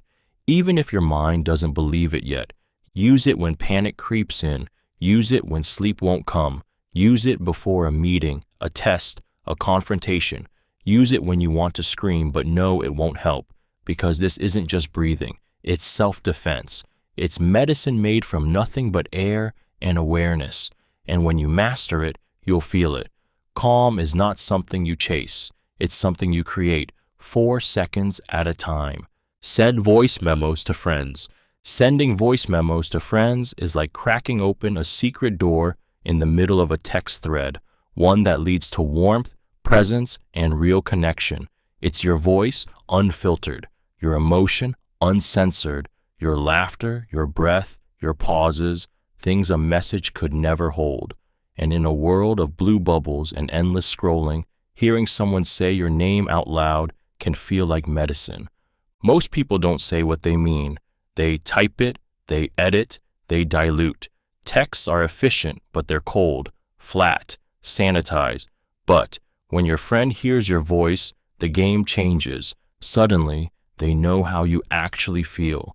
They can hear the tiredness in your tone, the joy you couldn't type fast enough, the silence that says more than any emoji ever could. Voice memos bring you back to the ancient rhythm of storytelling. They carry weight, texture, humanity.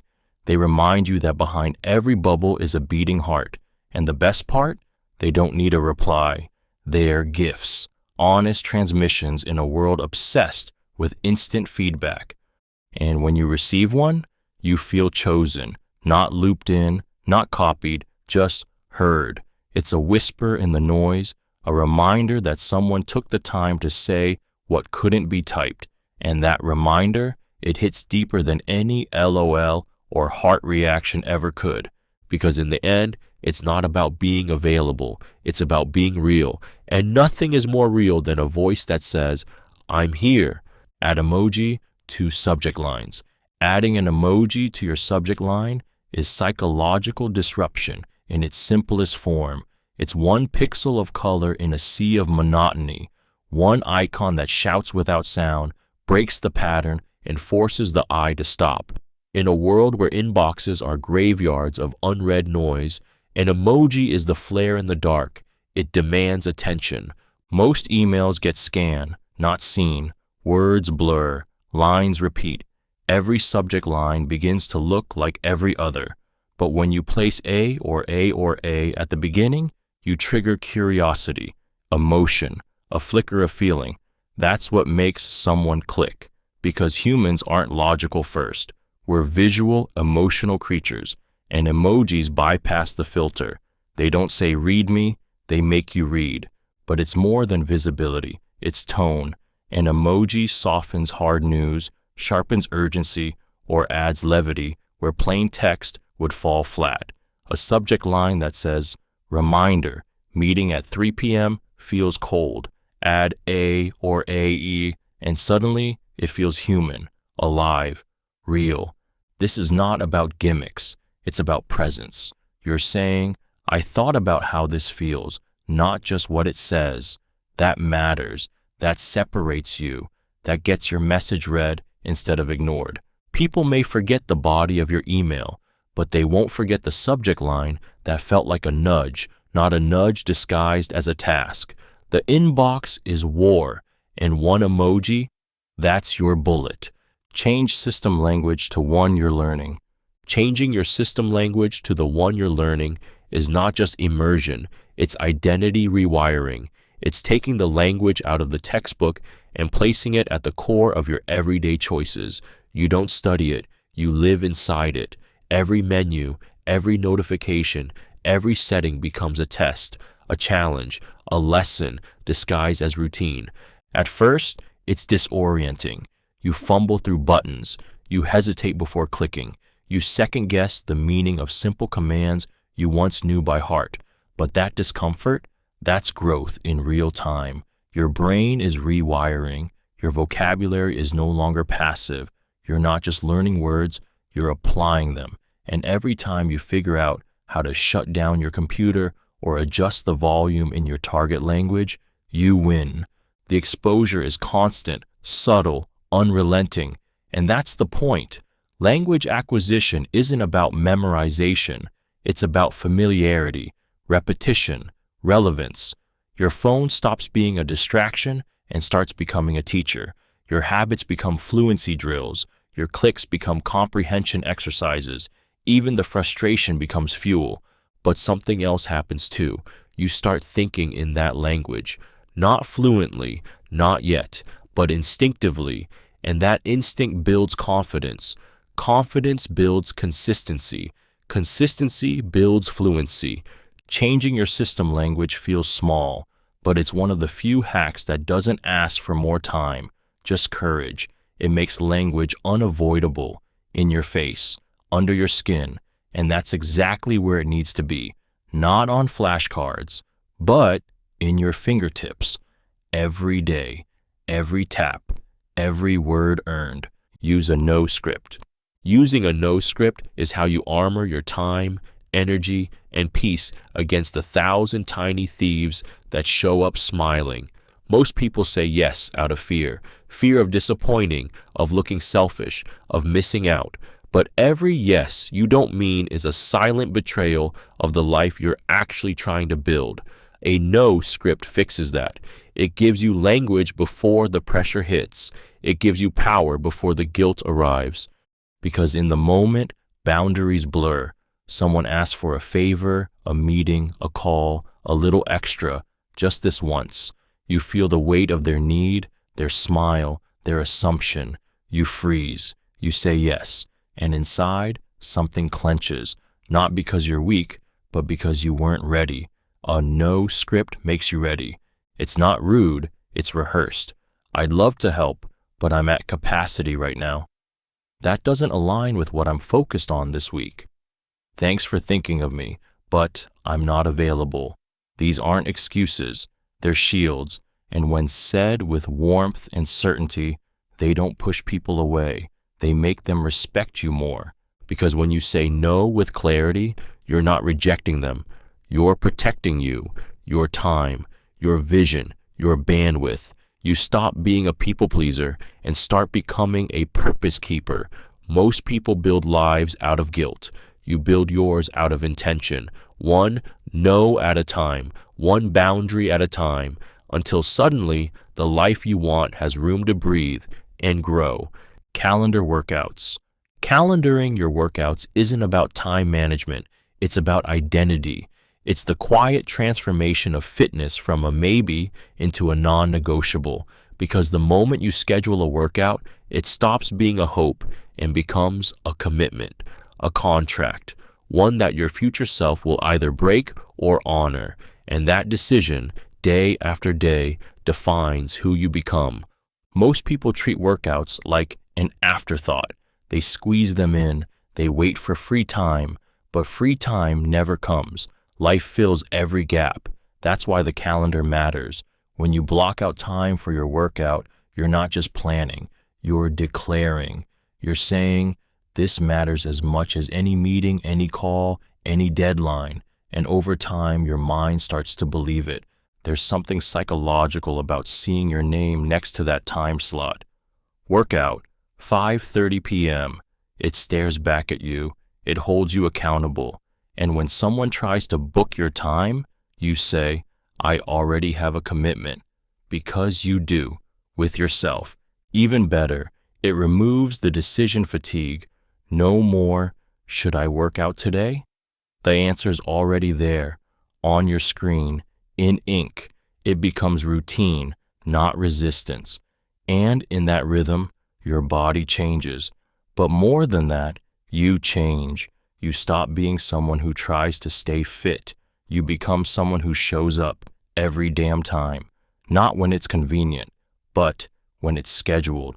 The calendar doesn't lie, and once your name lives next to that workout, neither will you.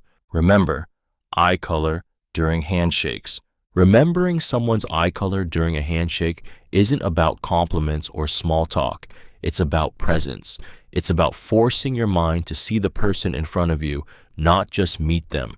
In those first few seconds, when names are exchanged and hands connect, most people are distracted, thinking about what to say next, where to look, how to appear confident. But when you make it your goal to notice their eye color, everything slows down. Your focus sharpens.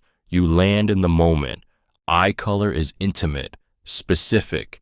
It demands attention. You can't fake remembering it. And that act, the stillness required to notice, sends a signal not just to them, but to yourself. I'm here. I'm listening. You matter. People feel it. Even if they don't realize why, they feel seen. They feel acknowledged. And that's rare. This isn't about memorization. It's about awareness. It's a habit that spills into everything else. Your conversations, your meetings, your relationships. You become the kind of person who notices, who listens with their eyes, who remembers details others miss.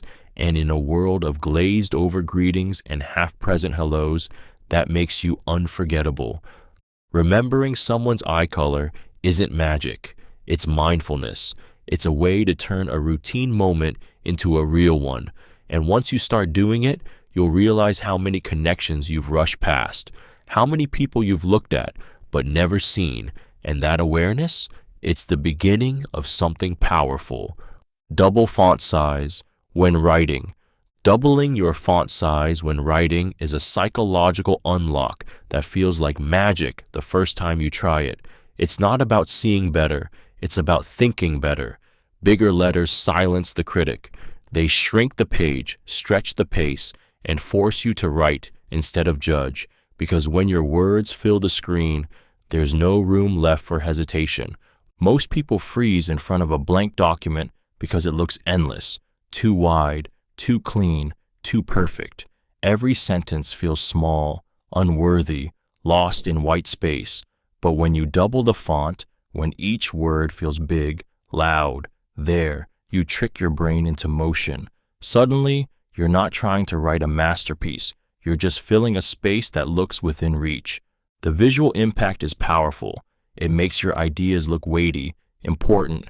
You stop whispering and start speaking in bold. There's no temptation to backspace every other sentence because you're not editing, you're expressing. And that is the shift. That's the muscle you need to grow if you ever want to finish anything worth reading.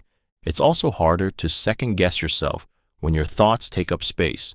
You stop asking, "Is this good?" and start saying, "Let's keep going." And in that forward motion, the voice of fear gets drowned out by momentum. That's how real writers work, not by getting it right on the first try, but by getting it out. Later, you shrink the font, you polish, you cut, but in the beginning, you write big, because bold writing doesn't start with bold ideas. It starts with bold space. Create an action email label. Creating an action email label is like building a war room inside your inbox. It's not just organization, it's triage, because most people drown in emails they never needed, lose track of ones they did, and forget what actually mattered. But when you create an action label, you separate noise from fire. You declare, this one isn't just information, it demands movement. The @ isn't decorative, it's strategic. It places the label at the top of your list alphabetically, so it's always visible, always screaming for resolution. And that subtle, visual hierarchy does something most people never realize they're missing. It gives priority, a place to live. Your mind no longer has to juggle what's urgent. Your inbox tells you. No guessing, no rereading the same messages 10 times, wondering if you missed something. If it needs action, it goes there. Period. This isn't about filters or flags. It's about intent. You're drawing a line between reading and responding, between seeing and doing. And once you start filtering your inbox this way, your focus sharpens, your anxiety fades, you stop reacting to every ping and start choosing what gets your energy. You'll feel it the first time you crush your add action list in one clean sweep. It's momentum, power, control. You don't just get to inbox zero, you get to peace. Because in a world designed to flood your attention, this one tiny label becomes your shield, your compass, your signal to your brain. Only these matter. The rest can wait. Use a small whiteboard. Using a small whiteboard isn't about organization. It's about clarity in motion. It's about ripping your thoughts out of your overloaded brain and slamming them onto a surface that demands simplicity. Unlike digital tools buried in tabs or hidden behind logins, a whiteboard is raw, present, unavoidable. You can't scroll past it. You can't pretend it's not there. It stares back at you, quietly demanding action. Your whiteboard becomes your mind's external hard drive. You write your next move, your top priority, your must-do before sleep item, and suddenly it lives outside of you. The anxiety softens, the fog clears, your mission becomes visible, physical, real. You wipe the board, and with that one clean swipe, the noise disappears. No archive, no clutter, just you and what matters right now. And the magic? It resets daily. You wake up to space, not chaos, to possibility, not pressure. Your mind starts fresh, not buried under yesterday's to-do list. You use it to sketch ideas, map thoughts, plan days, or simply write one word that defines your intention. It's analog in a digital world, and that's why it works. A small whiteboard becomes your silent partner. It listens without judgment. It never dies, never lags, never sends notifications, just white space and the truth. Most people try to organize their mind with more apps, more lists, more tabs, but you stand in front of a board with a marker in hand, and you take back control, one line at a time, Read one random Wikipedia article daily. Reading one random Wikipedia article a day is like lighting a match in a dark room. You never know what corner of the world, history, science, or madness you'll illuminate. It's not just a curiosity habit. It's a rebellion against algorithmic thinking. While the world feeds you what it thinks you want to know, this one act hands control back to you. Most of your knowledge comes from loops, the same news cycle, the same creators, the same thoughts bouncing around your echo chamber. But when you type special random into Wikipedia, you break that loop. Suddenly, you're face to face with an extinct fish, an ancient treaty, a mineral you've never heard of, or a war that reshaped a nation you can't even find on the map. And that randomness doesn't dilute your intelligence. It sharpens it. It teaches your brain to connect dots that others can't see. It feeds your curiosity in directions it wouldn't dare travel on its own. You begin to notice patterns, references, and ideas no one else in the room caught. And in conversation, you become magnetic. You mention things that don't live on Instagram, that weren't trending last week. You speak from unexpected angles. People lean in. This tiny habit rewires you. It replaces scrolling with discovery. It trades noise for nuance. And over time, it changes your mental landscape. Not just what you know, but how you think. Not linear, not predictable, but wild, deep, limitless. Because knowledge isn't power, unexpected knowledge is. Tag notes with trigger or quote. Tagging notes with trigger or quote isn't just a productivity trick. It's how you build a personal universe of meaning, one word at a time. In a world that bombards you with noise, this is how you whisper to your future self. You don't just write things down, you give them identity, a label, a purpose. You mark what made you feel something, and you make sure it never gets buried in the scroll. Trigger is a flare. It says, this hit me, this shook something. Maybe it was a line in a book, a moment in a meeting, a sentence that lit a fire. Tagging it means you're not letting it pass. You're anchoring it to memory, tying it to action. Quote is reverence. It says, this deserves to live again. It's not just a nice line. It's a fragment of truth that deserves its own shelf in your mind. These tags become magnets. When you search trigger, months later, you're not digging through chaos. You're finding the sparks. When you search quote, you find the lines that formed you, that calmed you, that slapped you awake. It's not about taking better notes. It's about building a system of personal significance. Most people forget what moved them, but you won't, because you labeled it. You caught the signal before it faded. And when life feels cloudy, those tags become lanterns, quiet reminders of who you are, what matters, and the wisdom that helped you survive. Improve room lighting. Improving room lighting isn't interior design. It's mental engineering. It's one of the fastest, most underestimated ways to shift your mood, sharpen your focus, and feel alive in a space that once felt dull.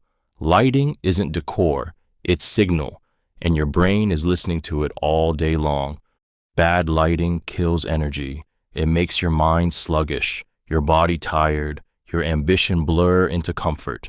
You think you're just unmotivated, but your environment is whispering, stay small. Fluorescents hum like anxiety. Dim corners drain alertness. Shadows stretch over your ideas until they vanish. And all the while, your mind fights against a fog it can't explain. But when you bring in better light, warmer tones, indirect sources, natural daylight, you wake something up. Your brain starts firing. Your mood lifts without a reason.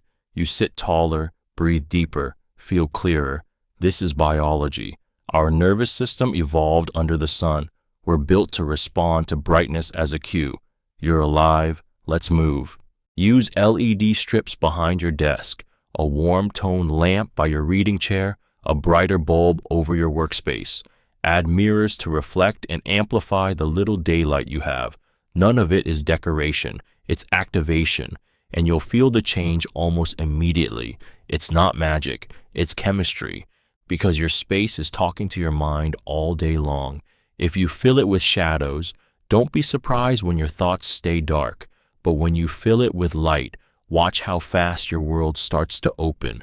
Reply to emails, oldest to newest. Replying to emails from oldest to newest is a silent, disciplined move that separates leaders from reactors. It's not just a method, it's a mindset. Because in a world where most people chase the loudest notification or the freshest ping, you choose order, you choose intentionality, you choose to honor time, not emotion.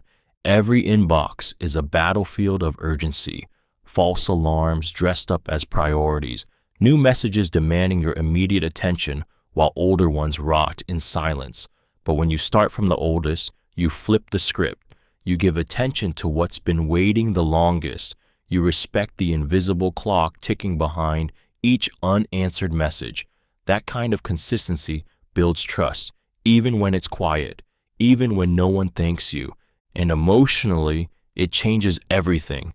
You stop feeling like you're drowning in an avalanche of tasks.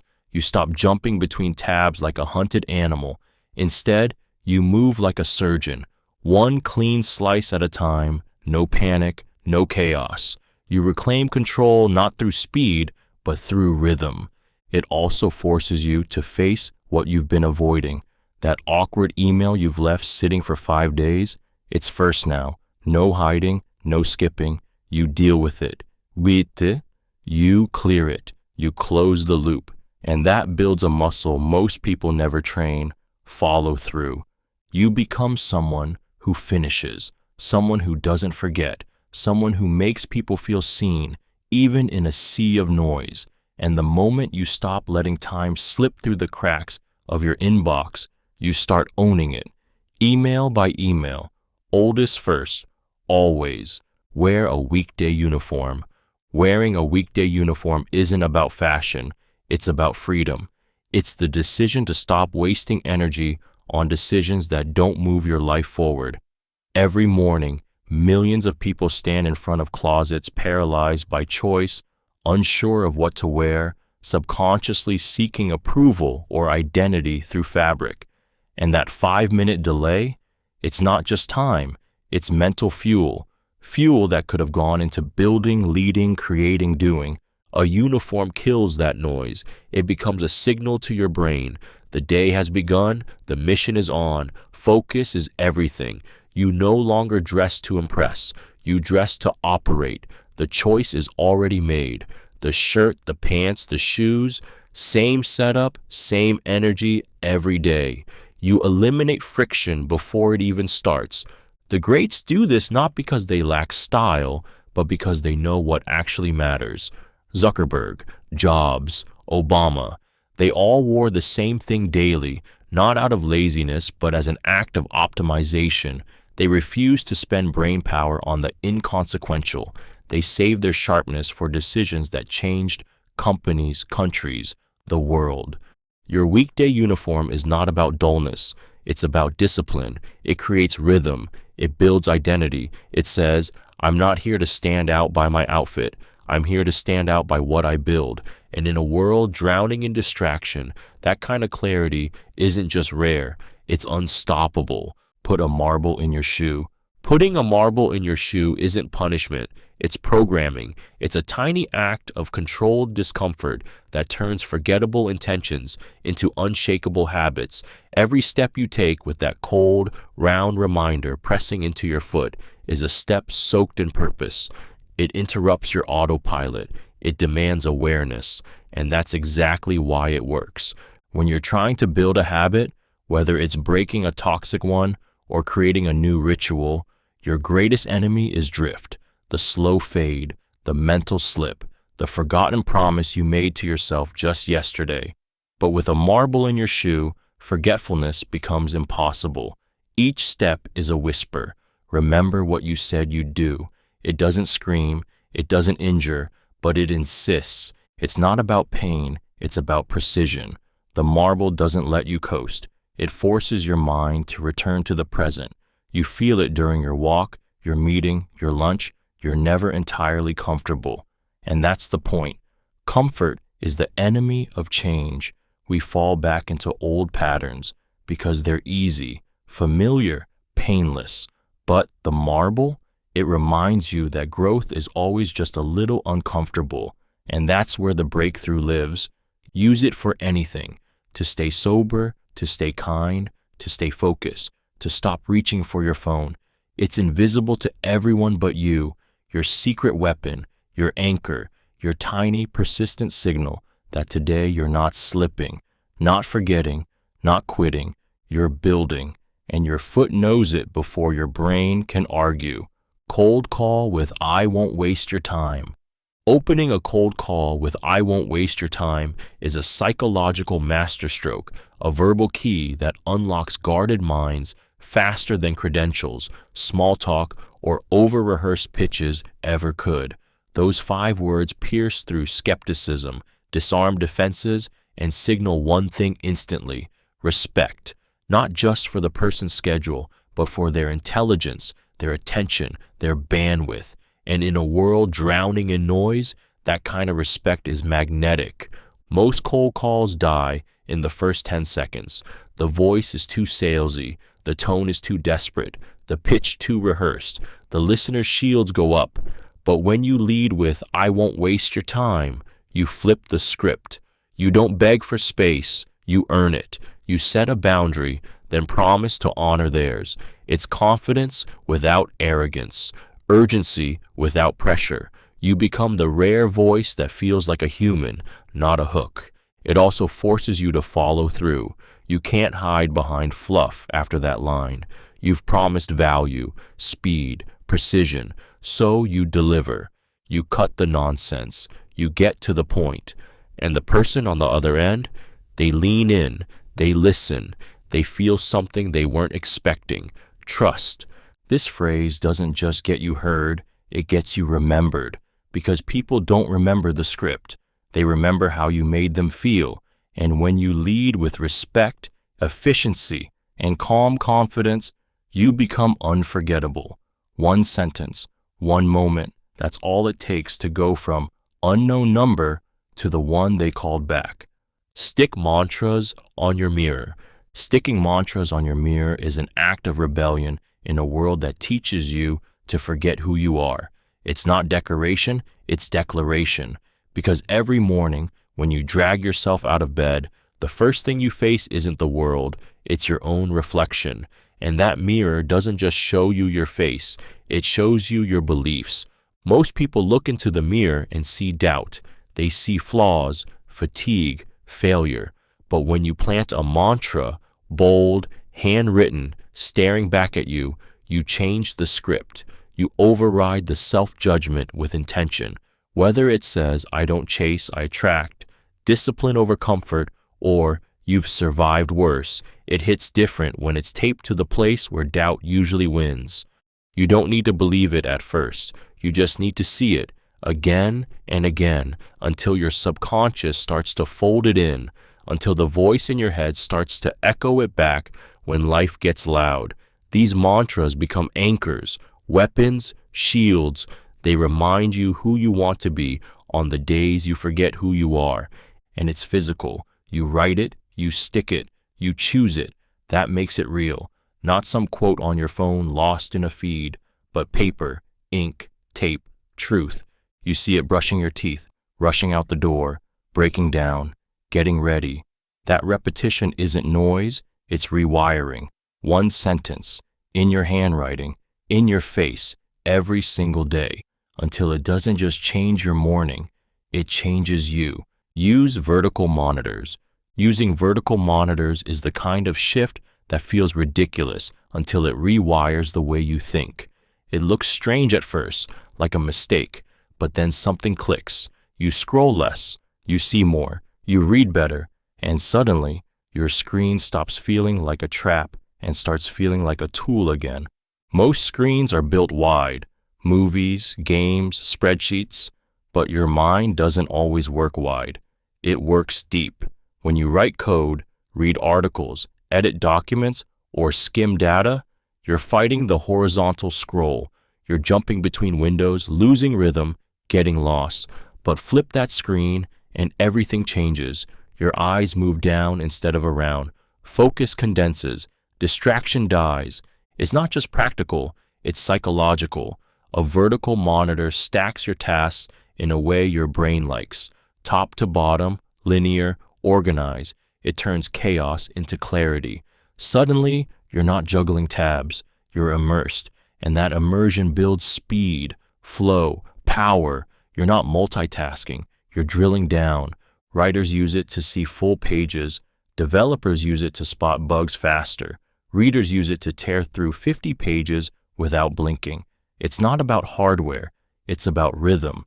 And when your rhythm clicks, your productivity stops feeling like resistance and starts feeling like momentum. It's a quiet hack. No noise, no fanfare. But once you experience the vertical flow, going back to widescreen feels like driving with the brakes on. You're not just flipping a screen, you're flipping the way you work, and you'll feel it instantly, in your pace, in your output, in your mind. Log 3 daily wins.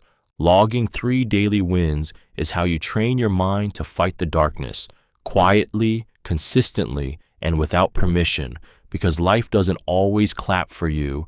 It won't always reward your effort or acknowledge your struggle. But when you write down what you did right, no matter how small, you flip the script. You stop looking for validation and start building internal momentum.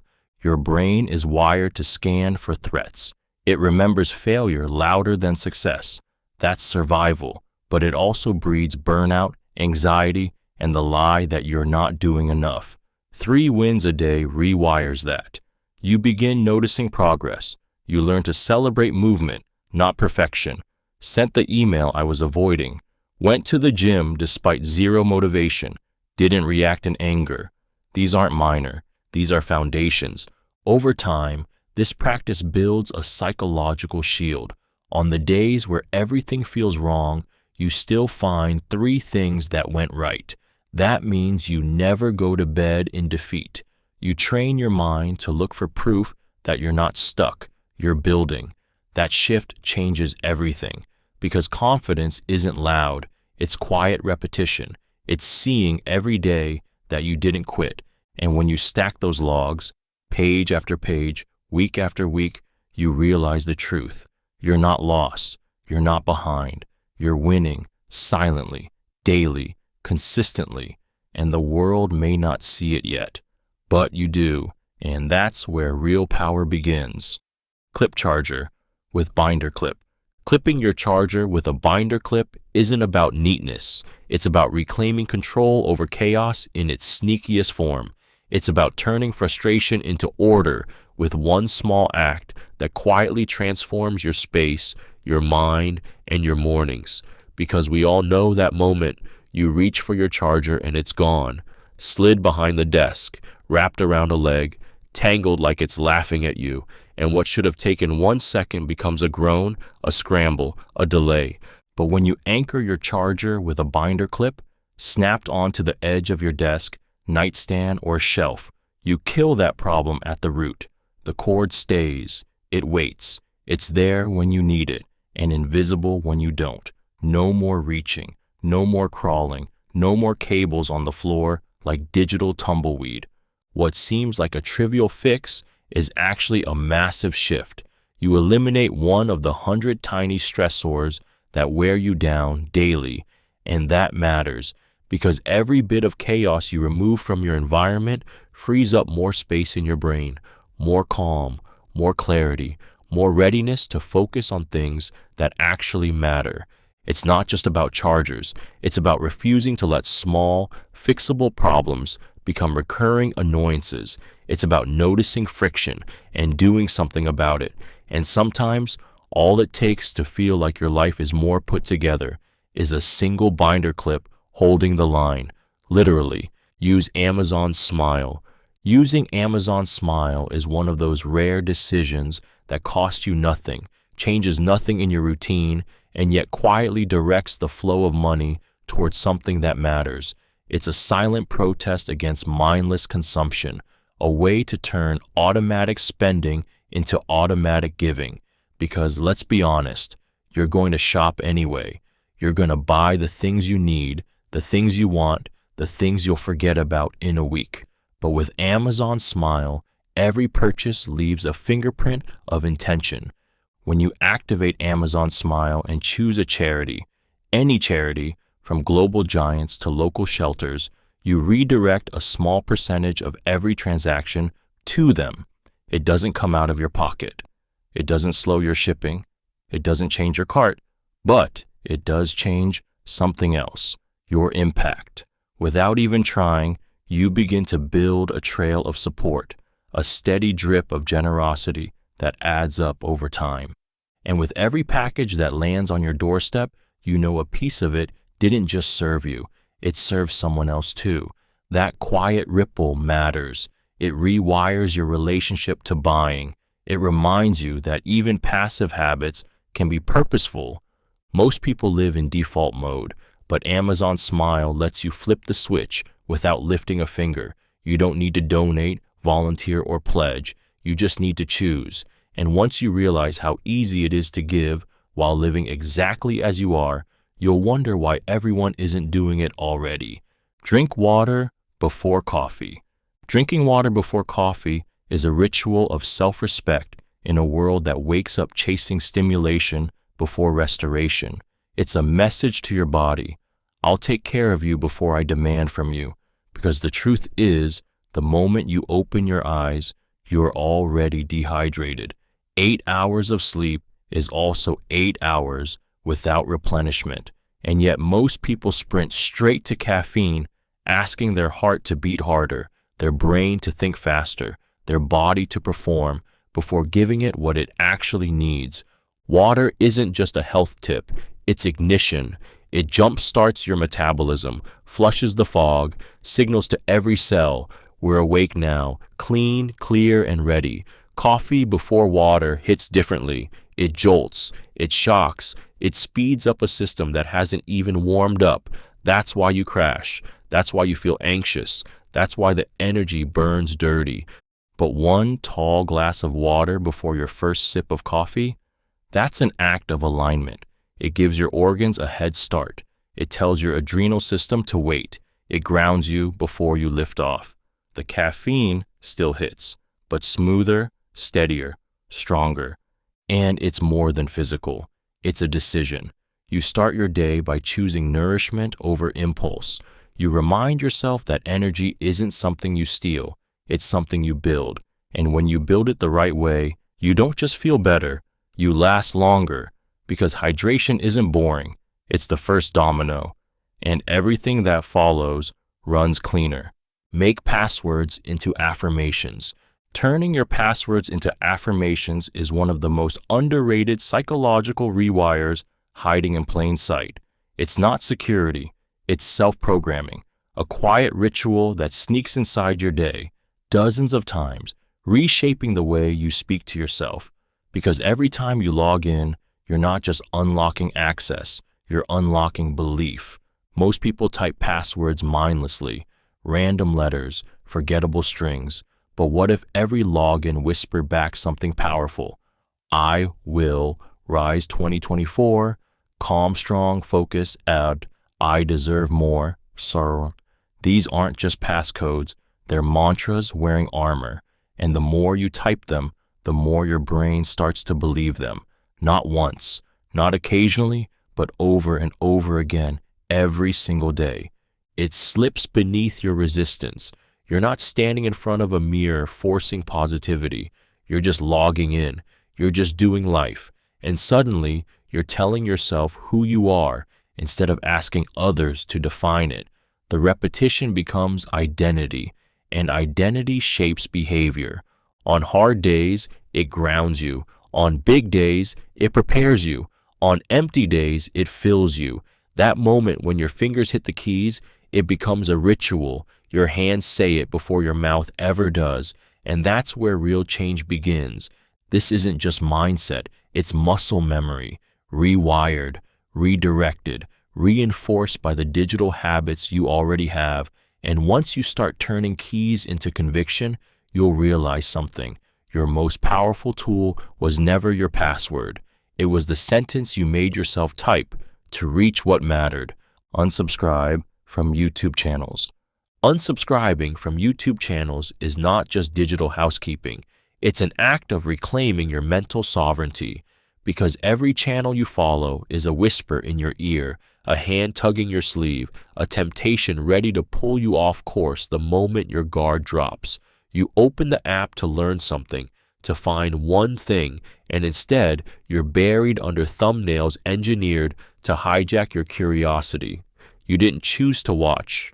You reacted. The algorithm doesn't need you to subscribe anymore. It knows you. It studies you. But your subscriptions, they're sacred real estate, and when you leave them cluttered with creators who no longer serve your future, you keep stepping into rooms built for an older version of yourself. Unsubscribing isn't rejection, it's evolution. It's saying, I don't need this voice in my head anymore. You make space for stillness, for focus, for silence that isn't empty but intentional. You retrain the algorithm to stop feeding your comfort zones. You no longer get pulled into rabbit holes that end in regret and wasted hours. You become the one who chooses what to consume, not the one being fed. It's hard at first. You feel like you're cutting ties with friends, but then the noise fades, the distractions weaken, and what's left is clarity, purpose. YouTube stops being a trap and becomes a tool again, and that shift, subtle, powerful, defiant, puts you back in the driver's seat of your attention. Swap chairs after arguments. Swapping chairs after an argument isn't just symbolic, it's psychological alchemy. It's how you shatter ego without saying a word. It's how you invite empathy into a room thick with pride, silence, or leftover heat. Because when you change seats, you don't just move, you transform. Suddenly, the world tilts. The room looks different. You see what they saw, you feel what they felt, and something inside you shifts. Arguments are battles of perspective. Two people standing firm in their own version of truth, gripping it like a weapon. But when you physically switch places, your body leads your mind. Your defenses lower. You stop clinging to, I'm right, and start wondering, what did I miss? It's not about surrender. It's about understanding. It's about reminding yourself and the other person that this isn't a war. It's a relationship, a dynamic, a living thing worth saving. And you don't save it by doubling down. You save it by seeing clearly, feeling fully, sitting where they sat when it all went sideways. The moment your body occupies their space, your brain does something miraculous. It softens. It listens, not just to them, but to you, to your anger, to your role, to your truth that might not be the whole truth. It's humbling, it's disarming, and it often works faster than any apology ever could. Most people fight to be heard, but peace doesn't come from volume, it comes from perspective. And sometimes all it takes to find that peace is to get up, walk over, and sit down in someone else's chair. Use two email addresses. Using two email addresses isn't about convenience. It's about control. It's a firewall between chaos and clarity, noise and necessity. Most people live with a single inbox that's a battlefield. Unread newsletters, receipts, random signups, endless promotions, all sitting next to urgent work, family updates, job offers, and opportunities that actually matter. It's a digital traffic jam where everything screams for attention and the signal gets buried in the noise. But the moment you create a second email, one for life, one for clutter, you regain your power. One address becomes sacred, clean, intentional, focused. The other, a decoy, a trap, a playground for algorithms and mailing lists and auto replies that never deserved your real attention in the first place. You start handing out the junk address like armor, free trials, online stores, hotel Wi-Fi logins, anything that asks without earning it. And suddenly, your main inbox becomes quiet, selective, strategic. Every notification has weight. Every message feels like it was meant for you. You stop reacting and start responding. You stop hunting for signal and start receiving it. It's not just an email tactic, it's a boundary, a declaration that your time is not up for grabs, that not everything deserves access to you. And in a world where most people drown in digital debris, your two inboxes become a filter, a firewall for your attention, your energy, your life. One inbox for the world, one inbox for you. That's not separation, that's sanity. Search Twitter with advanced filters. Searching Twitter with advanced filters is like digging through noise with a scalpel. It transforms a chaotic feed of hot takes and trending distractions into a goldmine of insight, hidden patterns, and raw, unfiltered brilliance. Because while most people scroll blindly, hoping for something to land, you're slicing straight to the signal, cutting through the fog with precision that feels almost unfair. Type from @username and you get the purest version of someone's thinking. Add Mind Faves 500 and watch only their most powerful thoughts rise to the surface. Combine it with keywords, date ranges, even media types, and suddenly you're not browsing a feed, you're mining an archive. You're watching minds evolve, arguments sharpen, movements spark. Twitter becomes a library, not a landfill. Use keyword 1 or keyword 2. Mine fave is 100 since 2022-01-01, and you unlock access to the most liked wisdom on any topic.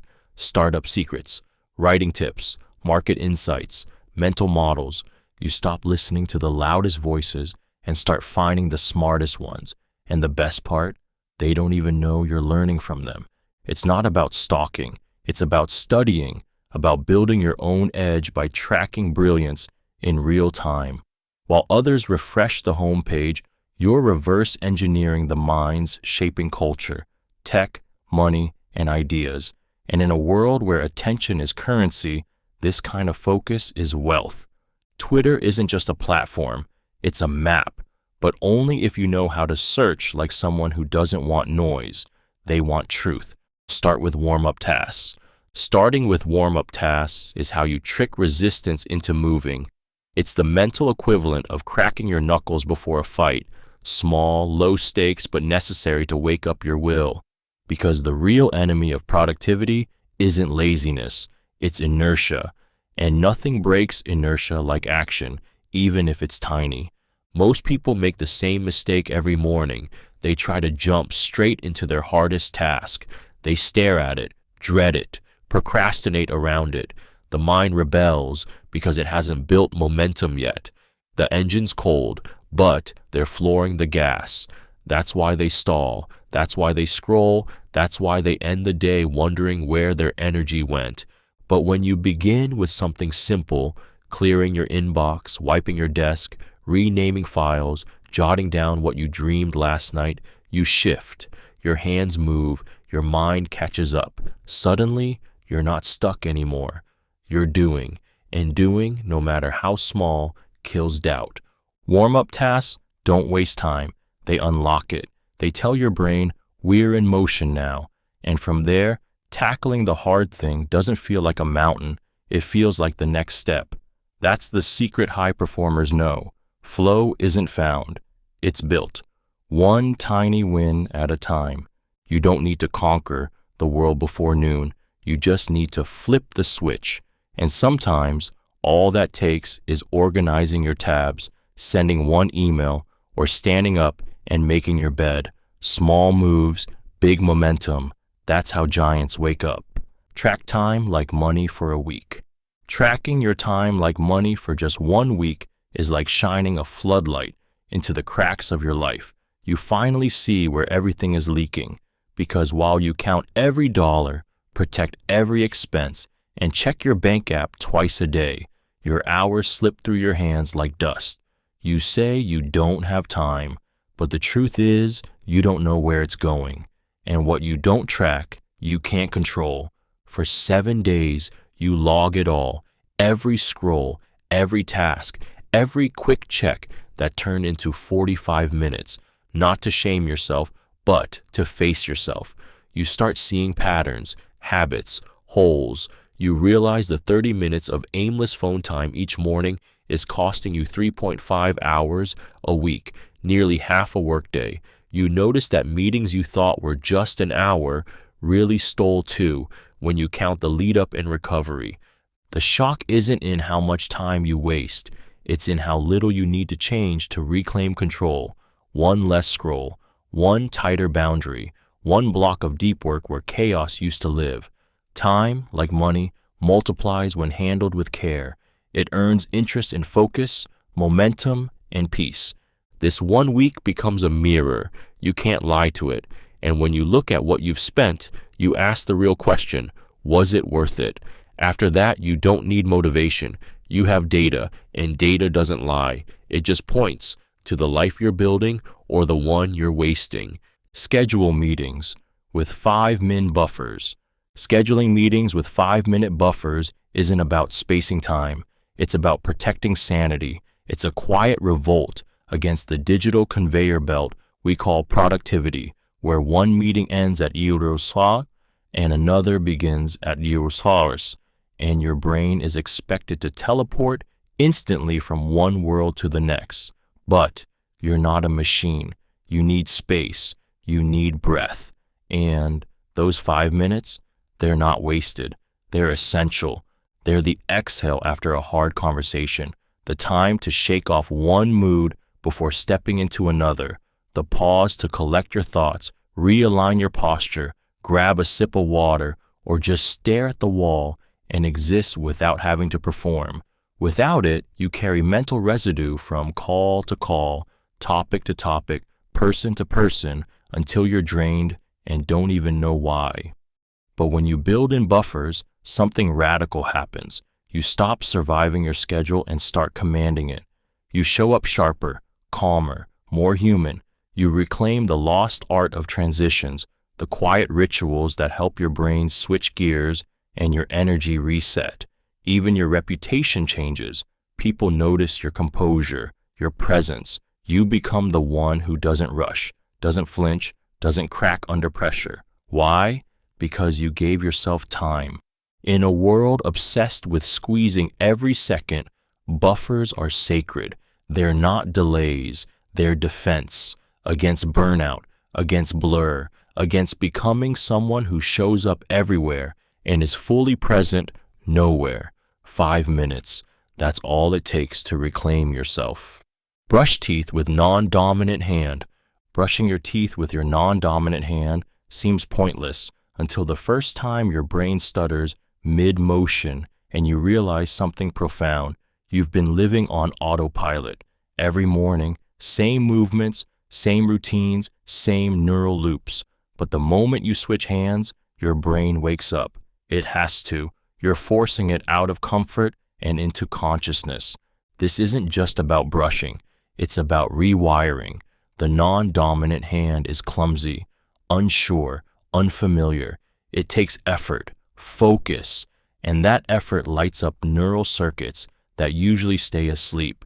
You're activating the right hemisphere of your brain, the side that governs creativity, adaptability, and presence. You're not just cleaning your teeth, you're cross-training your mind. That awkward toothbrush grip becomes a small battle you win before the day even starts. It sharpens your awareness. It humbles your reflexes. It tells your brain, today, we're not doing things the easy way. And that shift, that tiny act of intentional discomfort, sets the tone for bigger ones. Suddenly, the mindless becomes mindful.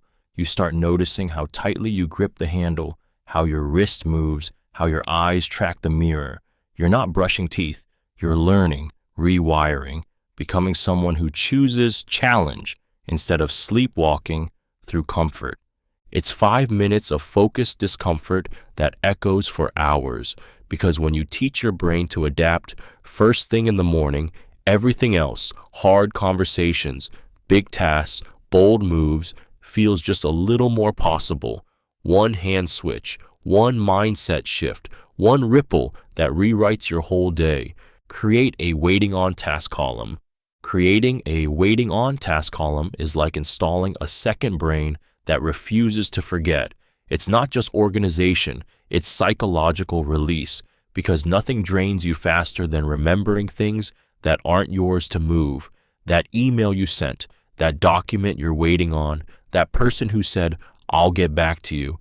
Those invisible threads clutter your mind, your inbox, your mood, and they haunt your focus. Most to-do lists are built for what you can do, but the waiting on column is built for what others owe you. It's the holding zone for everything in limbo. Emails sent, approvals pending, requests made, and the moment you create it, you stop mentally checking your inbox every 10 minutes. You stop that quiet panic. Did they forget? Did I follow up? Is this stalled? Because it's all there in one place waiting to be moved. Not in your head, not in your anxiety, on your board.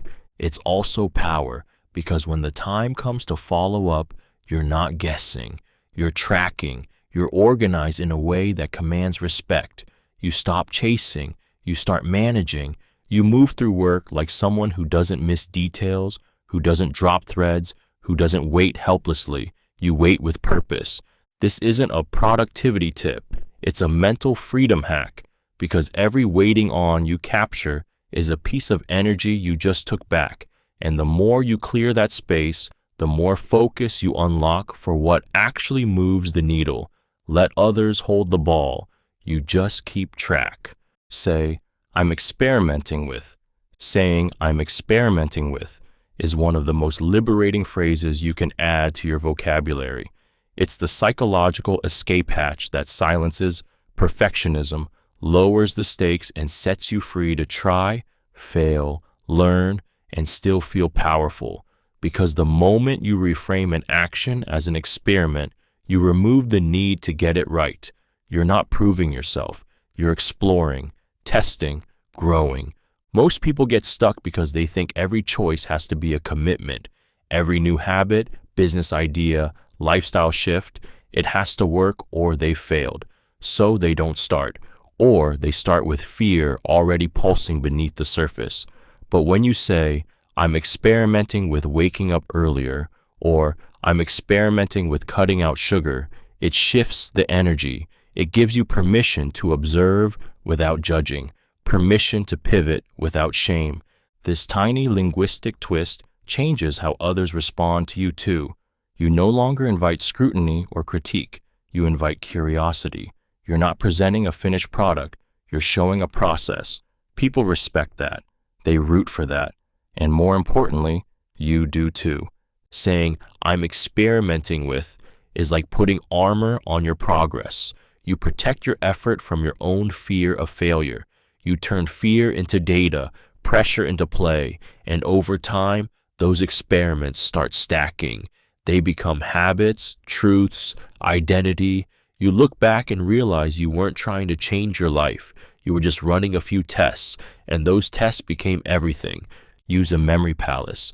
Using a memory palace is like building a secret vault inside your mind, one that turns ordinary spaces into powerful storage chambers for extraordinary recall.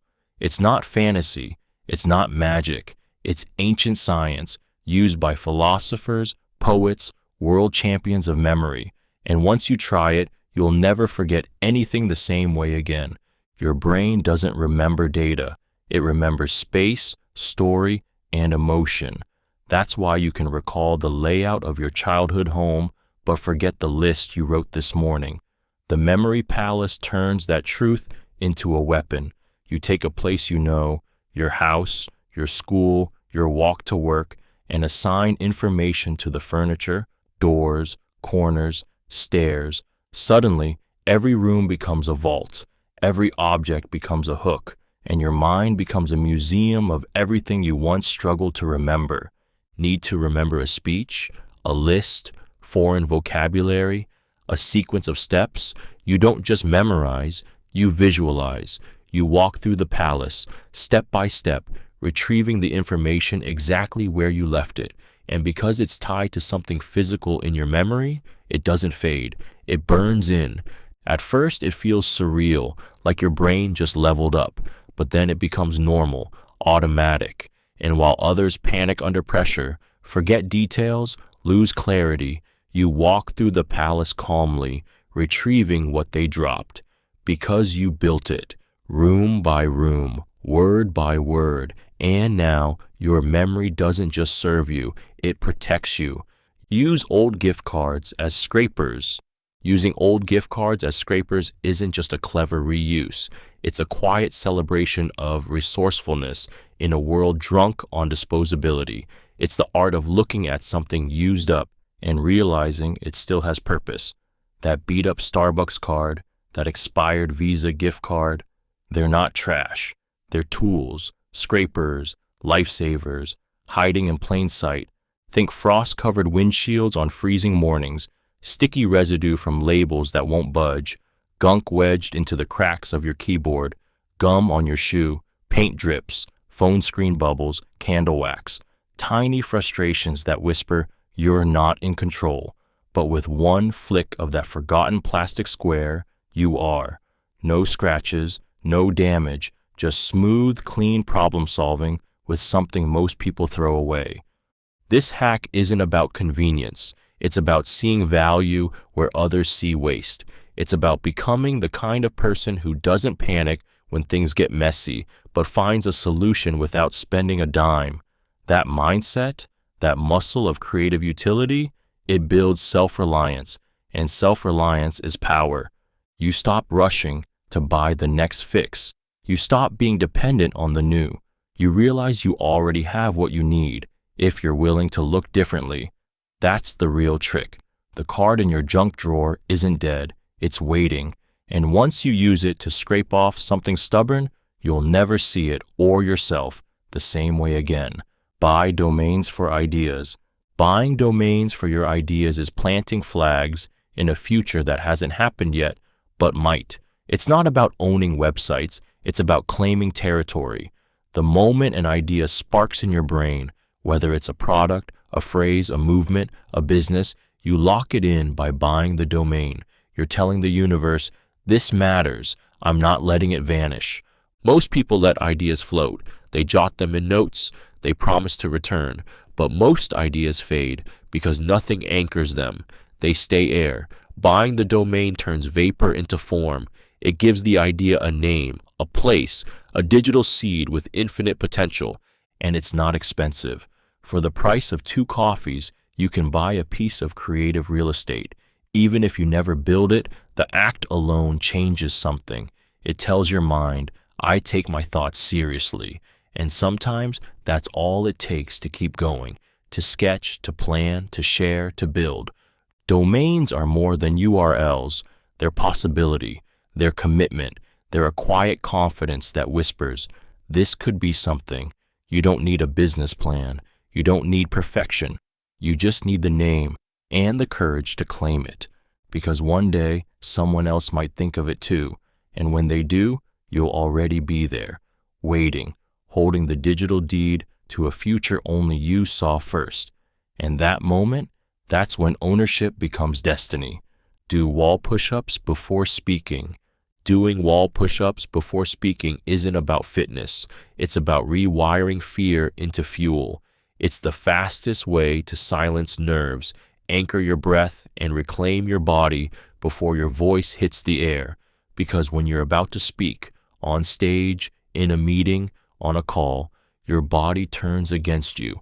Palms sweat, heart races, voice shakes, and it has nothing to do with skill. It's biology. It's adrenaline with nowhere to go.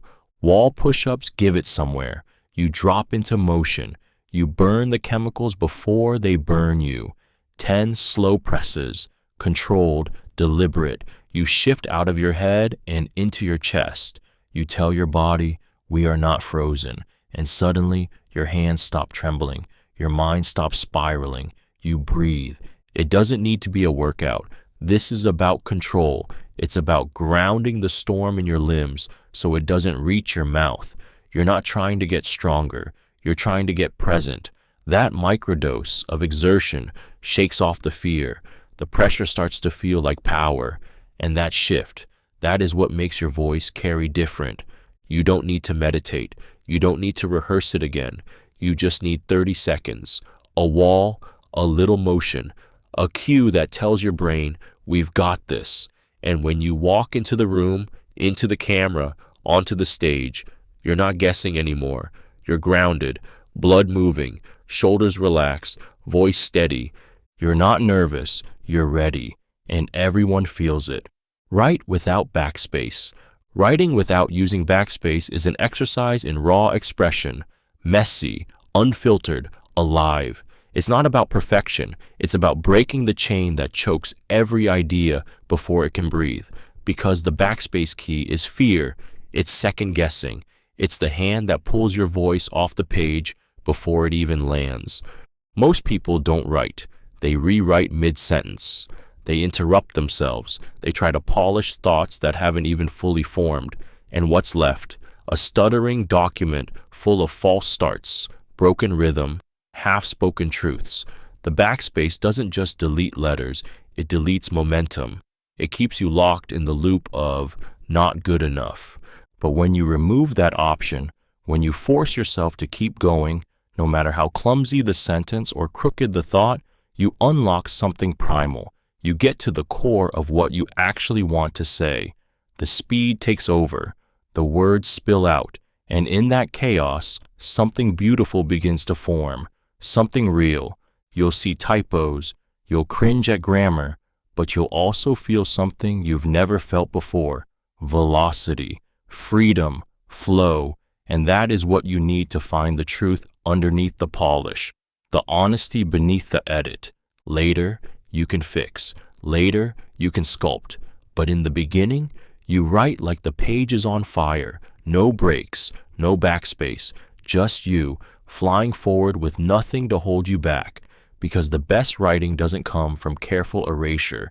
It comes from unapologetic creation. Default to do not disturb mode. Defaulting to do not disturb mode is how you slam the door on 1,000 invisible intrusions trying to fracture your focus, hijack your thoughts, and scatter your peace. It's not about being unreachable. It's about being unshakable. Every ping, buzz, ding, and banner is a demand. Every notification is someone else deciding what should matter to you right now. But when D&D is always on, you take that power back. You decide when the world gets in. The chaos doesn't come in loud. It drips. One message, one update, one reminder you didn't ask for. And just like that, your momentum is gone. Your thoughts shattered. Your presence broken. Most people never finish deep work, not because they're lazy, but because their attention gets murdered one vibration at a time.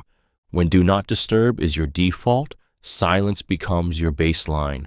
Your brain can breathe. Your nervous system slows down. You can finally hear your own thoughts. And when it's time to re-engage, you do so intentionally, not reactively. You answer when you're ready. You check when you've chosen. You live on offense, not defense. It feels radical at first. You worry you'll miss something.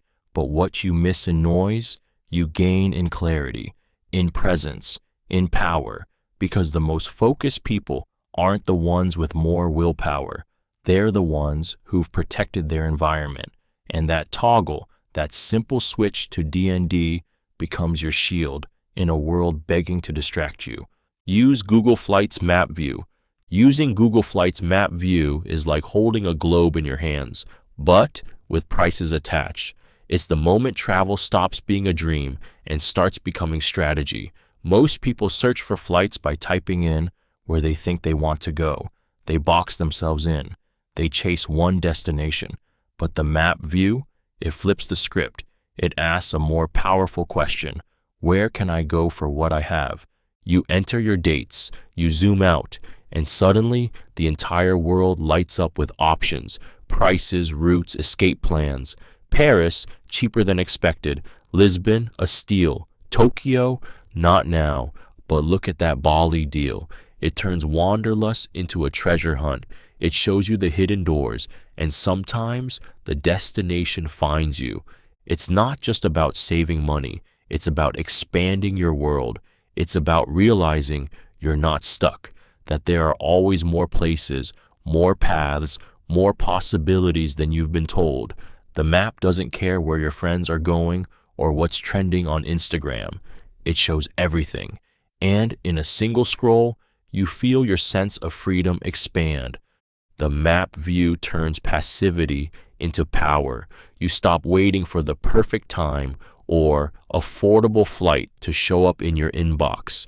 You go look, you see what's real, and maybe, just maybe, you realize the world isn't as out of reach as it seemed, because sometimes all it takes to change your life is a click on a different part of the map. Use Inbox Pause. Using Inbox Pause is like installing a lock on a door that's been swinging open your entire life. It's taking a chaotic flood of demands, expectations, and distractions and turning off the faucet. With one click, you stop the noise. You reclaim your attention. You tell the world, you don't get to interrupt me right now. And in that silence, you finally get to hear your own thoughts again. Email was supposed to be a tool. It became a leash. Every ding, every refresh, every unread count pulls you away from what actually matters. It trains your brain to live in response mode, reacting, answering, apologizing, chasing. But when you pause your inbox, the loop breaks. You get space. You get control. Nothing disappears. Nothing is lost. But the urgency dissolves. You realize how few emails are actually emergencies and how much of your time was being stolen by everyone else's priorities. You write deeper. You think clearer. You stop sprinting between pings and start finishing things. Inbox. Pause doesn't just silence emails. It silences anxiety. It lets you stop checking like a compulsive gambler pulling a digital lever. It gives you back ownership of your minutes, your mind, your momentum. And when you finally unpause, you do it on your terms, not as a servant, but as the gatekeeper, because your time isn't up for grabs. Your focus isn't free. And now your inbox knows it. Use systems instead of goals. Using systems instead of goals is the difference between chasing outcomes and becoming unstoppable. Goals are finish lines, shiny, distant, seductive. They give you a target, but not a path. They whisper promises but vanish the moment life punches back. And when you stumble, which you will, goals leave you stranded, ashamed, and empty. But systems are built to withstand. A system is what you do daily. It's your routine, your process, your rhythm. It doesn't care how motivated you feel. It doesn't need inspiration. It just runs. While goals scream, achieve this, systems whisper, show up. And showing up compounds. One day of writing becomes a habit.